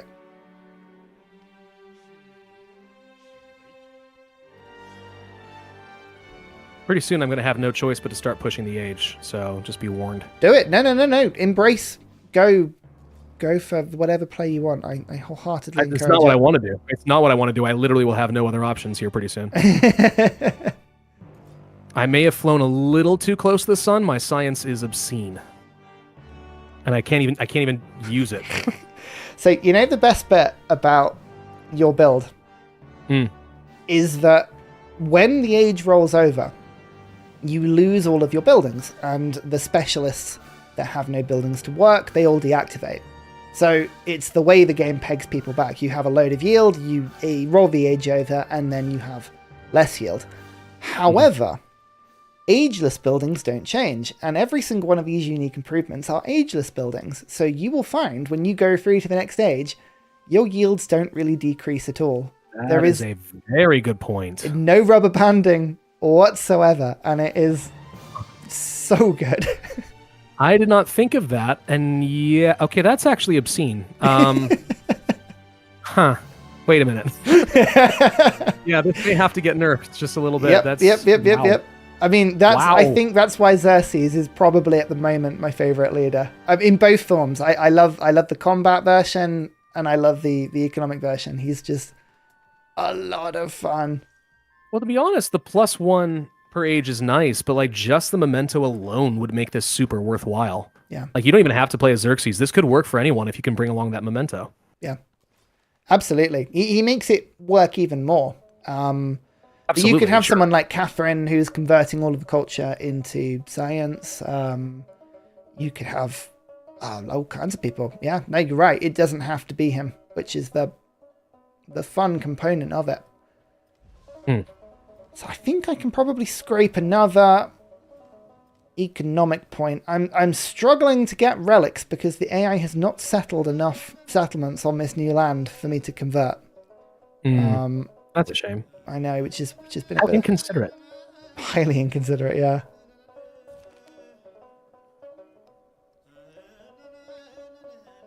Now we're going to... Oh, here we go. That's a good wonder. I don't know why I'm going for wonders, though. I keep seeing the pop-up of Pravus has built blah, blah, blah every other turn. I'm thinking, is there anything left? What's... Not a lot. It's wonderful to see. Yeah. My problem is, like, what I want to do is go for some militaristic points and start just working that down. But, like, at this point, I know that I am going so far and beyond what this age is going to be able to handle. Like, it really is going to start... It's going to end probably in 5 turns, maybe a little bit more. Yeah. There's no way to send anything over there fast enough. It's just not... It's not going to be possible. Hey. The problems with being just this good is a burden. Yeah. I mean, I can't take any credit for it. It was all your build, but... No, well... I mean, honestly, I didn't even know about it. It's like, this is such a high-level memento that it's kind of in the back of my mind. I didn't even think about it as a thing. And now that you've awakened me to what this is, it's like, oh my God, I've got to play with that. I really want to unlock it, and I want to show up to a multiplayer game and just not tell anyone beforehand. Oh my gosh. Don't mind me. I'm just going to run a no specialist challenge for no reason. Don't worry about it. Mm-hmm. Oh, I've definitely decided to nerf myself. You know, this is not a trap or anything. No. It's fine. Absolutely. Oh, the plague is spreading. It's your fault. Can treasure feats be taken Corsair style? Yes, they can. Yep. You've got to be very careful of it. The AI, you don't really do it in single player, but I have seen it in multiplayer a few times, and it is quite amusing. This is why it is very good to colonize the little archipelagos between the continents, because what you can do is effectively you have hegemony over that strait of water. Yep. So if anyone is trying to send treasure fleets at any moment, you could choose to attack them and then just take all their stuff. Yep. This is mine now. It was It's very unguarded. mean, I but it just works. assumed that you wanted me to take it. I think that's a fair assumption. I think so. Continent is this on? Ah, You yes. sailed through my waters. You didn't pay the toll. Obviously, this is recompense. Yeah. What else could it be? 100%. Oh, come on, give me relics. I need more relics.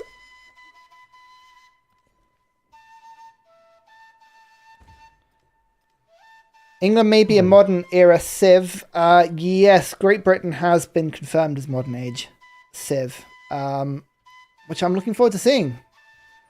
I can't believe they released without Britain. My poor Blighty. What did we ever do?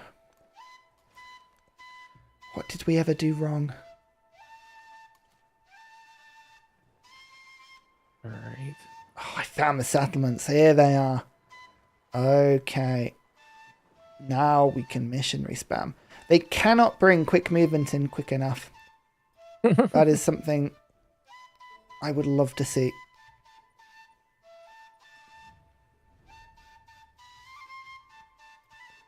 Yield. Now I'm in this nasty position where I have to start searching through all of these districts, trying to figure out where I can get 40 yields from specialists just to make sure I can secure this legacy before it's too late. Yeah. I wish there was a better search feature for that. Yeah. That would be nice. Yeah. 100%. After the stream, I'll have to I'll send you the list of mods that I'm running at the moment. There's some really good ones for extra lenses and UI changes and bits and I'd pieces. love to see it. It's That sounds great. very handy. Socratact is the sort of famous modder who has been unleashed from Civ 6 onto Civ 7 and does just brilliant work. Absolutely brilliant work on UI and trade lenses and just absolutely fantastic. Yes, they are adding the ability to rename settlements, which is a godsend because Hallelujah. I know, I love naming my settlements. I got to name them after the channel supporters, the entire point. And I'm not a coder. I don't understand code. I don't understand development in any way. But I can't see why the renaming of cities has been pushed back and back. It's on like the last loop of development. Now, does it mean it's just not a very important thing? Or am I seeing complexity that I'm not seeing complexity? No, I think it really is just not a priority for him, to be honest. Yeah. Because in my head, it's just like a little name tag or something. But I don't know. I think they could do it.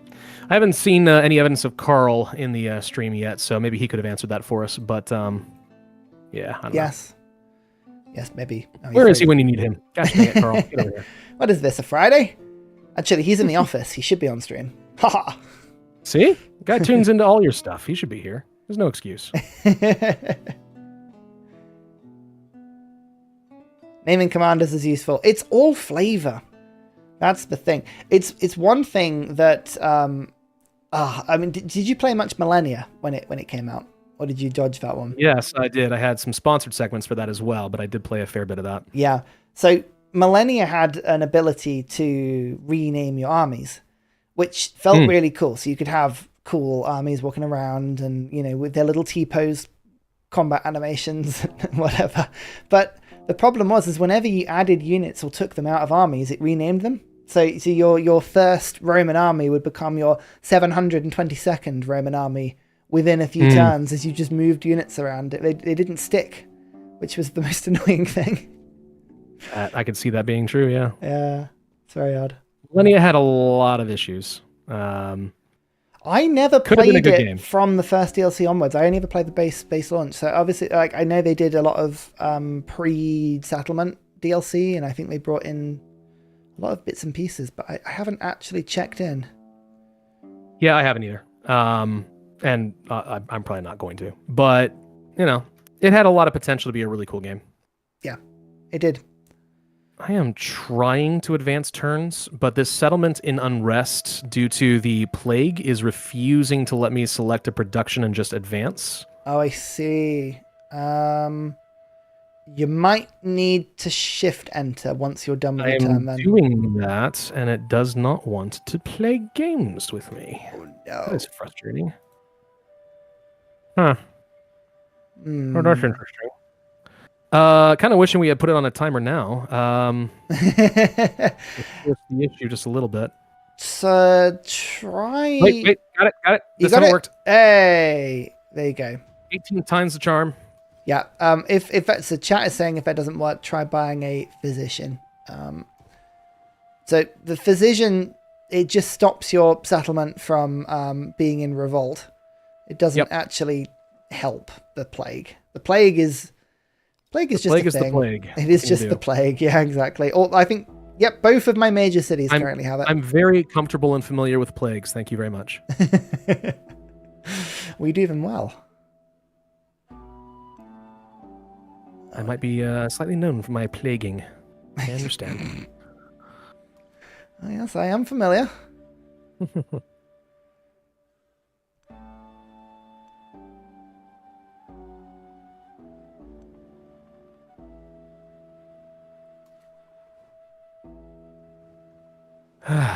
Okay. Come on, be enough. Be enough. Yes, relic. I got a point. That is my point number 6. Haha. 3 more relics needed now. Are there any on the tech tree? These holy cities. Oh, I think I can convert this city over here. It looks juicy. It's a holy city. Frick you! I know. Feels so bad, man. I'm glad they're changing that. I am very glad they are changing that. Yeah, absolutely.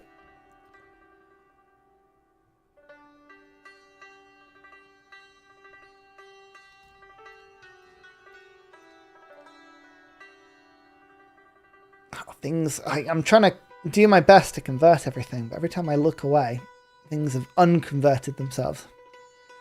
Stop it. Embrace. Again, this is where I say having no defense just feels kind of bad. Yeah. It's just, do you have more charges than me? Let's find out. That needs Who's willing to invest more production? Yeah. Oh no, more crisis. Gain science or gain culture? I'm going to gain some culture. Plague cults. That sounds like something you would do.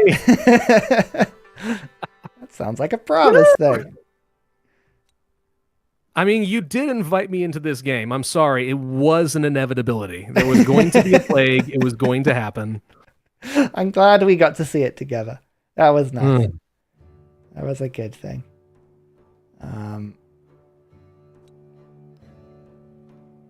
No, you can't convert holy cities yet. That is in an upcoming patch. They're looking into doing that, but it will be a very welcome trade once it is put in. Very welcome indeed. Plague Inc. run on Civ 7 will be easy. Their way of counteracting the plague is through thoughts and prayers. It's that and gold. Large amounts of gold. Large amounts of gold always helps. Yep. It's amazing how many problems that can solve. How many more points do I need? Oh, I just need 1 treasure fleet back. There we go. You must be getting close to future civics if you haven't already started them. Oh, yes. Yep. Nice. I've been holding off as long as I can to give you some fun and some time, but I am... no, jump on it. They're about to start chunking real fast now. Get us out of the plague. Yeah, I do find with crises, certain ones, it's just like, oh my god, get me out of this as fast as I can, please. I hate this. You know? Yep. Some crises are just good as well. There's a religious crisis in exploration that if you pick... I don't want my cities to follow my own religion, and you just haven't been bothered to spread it. You just get benefits. The whole thing. It's like, okay, sure.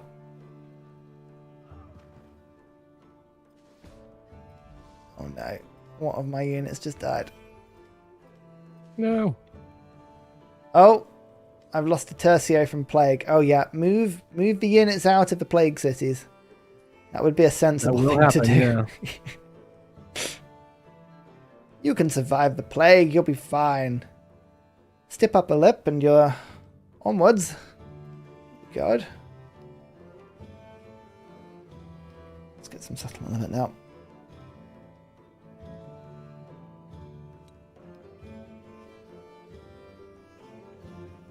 I must have some treasure. Oh yeah, here we go.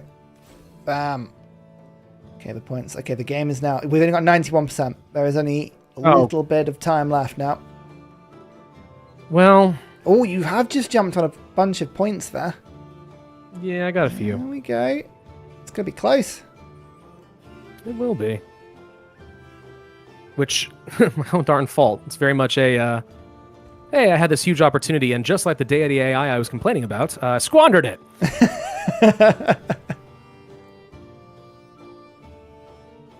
You were very graceful, and chose not to super end the age as you could have done. Well, I mean, it wouldn't have benefited me to really supercharge the age, because I also need those legacy points. But it would have been tempting to really mess with everyone else, that's for sure. Yeah. I think the biggest issue is that I'm out of position to do any distant lands wars, because that's where I could have made up a lot of the difference. Yeah. But alas and alack, I did not do that. Oh my god, how much...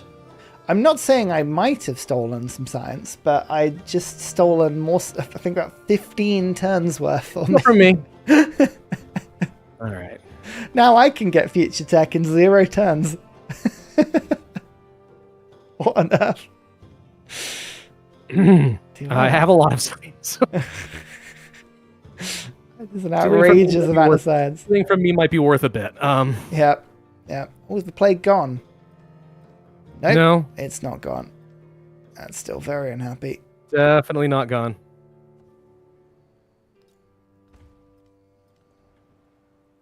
Oh yeah, I'm getting that annoying production queue bug as well. Are you denouncing me? You stole my science. I say no. I refuse to be denounced. Then I guess I have to accept. Welcome to Civ 7, everybody. Respectfully, no. No, I don't think you will. All right. Hey! There we go. I got my thing. All right, enjoy the end of the age. Oh, wow, you really did. What did you do? Oh, 7 points. 7 points drawn. Yeah, I got my science. Just one more go. Thing was what I needed. Boom. It's a shame too. I'm right next to getting the next like relic and stuff that I would need, but like I can't. Yep. I can't find a city immediately that I can convert in time. I should have sent missionaries over here a lot more aggressively. Yep. It's usually not an issue, to be honest. If you go for Shrines of the Kami, yep. I think you get a relic for every wonder that is in a city you convert. It's not just like 2 relics, I think. Or maybe it is 2 relics and that's it. Either way, I usually find that it's very easy. Yeah. To get maximum cultural legacy doing that path. Yeah, it's quick as well. If you rush on it, you can really rush it through. Just tuning in, have you messed around with any of Spiff's exploits where policies repeatedly stack every time you remove and add them? No, I have not. That sounds fun. I haven't done that yet. I have heard of the one where if you have a scout and then you press the search button and then you move it into an army commander, when you bring it back out, that search extra vision is permanent. So you can stack them over and over and over until your scout can see the entire map. That one does sound relatively amusing. Look at that. So you maxed out Enlightenment and then did a pretty good job of just jumping on everything else. 2 points on culture, 1 point on treasure, 1 point on domination. Enough to not get a Dark Age, which is what really matters, I suppose. Yeah. Whereas I can go for a scientific Dark Age if I would to so choose. Yeah. If I had played that a little differently and I had not bothered with Majapahit and then sent my army overseas and fought China, I think that I could have come out pretty far ahead there. Yeah. They had a lot of luxury goods sitting there, a lot of exotic goods. Yeah, absolutely. But I didn't. I faffed around and said, screw it, let's build tall. And I built tall. No, why not? Oh, what about an age transition crash? Oh, no. What is it about? No, it's fine. You set it to one age only, so it immediately ends and goes to the menu. Oh no! I actually had it on open, so it should have gone to mod. Oh, did you? Yeah. Oh, It's just that Civ crashed. Too bad. Too bad. Too bad. Well, that was fun, man. That was a lot of fun. You are correct. This yeah, with this particular memento, specialists are extremely optional, and the fact that you are correct, you can avoid the rubber banding between ages and have such an advantage going into each age. Yeah, that's absurd. Like I hadn't thought of that at all, but you're right. That is game breaking. Yeah. You can win every day at a game very easily that way. Yeah, it is absolutely wonderful, and it's just a fun way to play as well, because there's ways you can do that in every single age. Axum in Antiquity is brilliant because their improvement can be put on any tile and it stacks if you put it next to another one. So the gold you can make in Antiquity is obscene. Exploration is a bit fiddly, and then Modern doesn't really have a lot of stuff like that, but it's all about city-states. If you can grab the city-states, then it's essentially endless improvements. So huge fan of that one. But I can't wait to see what sort of chaos that you get up to with that strategy, should you wish. Now you've got the Unlock Mementos mod as well, which is good fun. Yeah, and you still gain XP even though you have that, which is interesting. So yeah, you can just use the most powerful mementos in the game and then just play how you want and farm out the XP legitimately, which feels a little off, but yeah, okay, I'm not going to complain. Yeah, no, absolutely.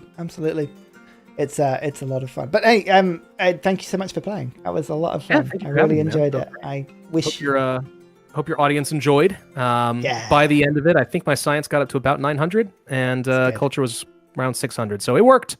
Yep. Very broken. Absolutely. Yep. No, good effort. That was. I'm glad you enjoyed and you were doing very well. Yeah, have a look at my exploration video that I recently put out with Xerxes. I think the numbers on that got rather silly. It was a good time. I enjoyed that particular setup. But yeah, thank you so much. I guess I'll catch up with you properly in a bit. I'm just gonna close down the stream and say goodnight to everyone. Oh yeah, absolutely. Well, thank you all very much for tolerating my presence. If you guys want to follow me, my name is Pravus on YouTube, but again, I'm on sabbatical, so you'll see absolutely nothing for a while, so I don't blame you at all if there's no incentive to head over there. But this was a lot of fun, and of course, subscribe to Ursa Ryan if for whatever reason you have not already. Oh, well. But I will see you guys later. Thank you very much. You've got a very, very comprehensive back catalogue, to be fair, so no one has any excuses for not watching anything. We got conversations on that, dude. I don't know if you've seen YouTube's announcement about backlogs and mid-roll ads, but it is bad, dude. It's bad. We'll save that conversation for another time. Yeah, we'll do that later. I think anyway. I have seen that announcement. Yeah. All right. All right. Man. Catch you in a bit. See you later. Bye. Bye. Oh, thank you very much. Hey, chat. That was really good fun. Brief little one-age stream there, but it just goes to show how quick multiplayer can run. When you're sort of powering through, and we weren't even using a turn timer. That was probably 2 hours and 10 minutes on exploration, which was really good. I can't wait to see more of that sort of multiplayer. It's going to be a lot of fun. I won't stick around too late this evening, but I really hope you enjoyed it. It's a nice little distraction. We got some fun stuff coming up over the next week, so keep your eyes peeled. Make sure you're subbed if you're not subbed already, and have a lovely day, evening, night, morning, weekend, whatever it is you're up to. I've been Ursa Ryan. See you later. Good night. Bye.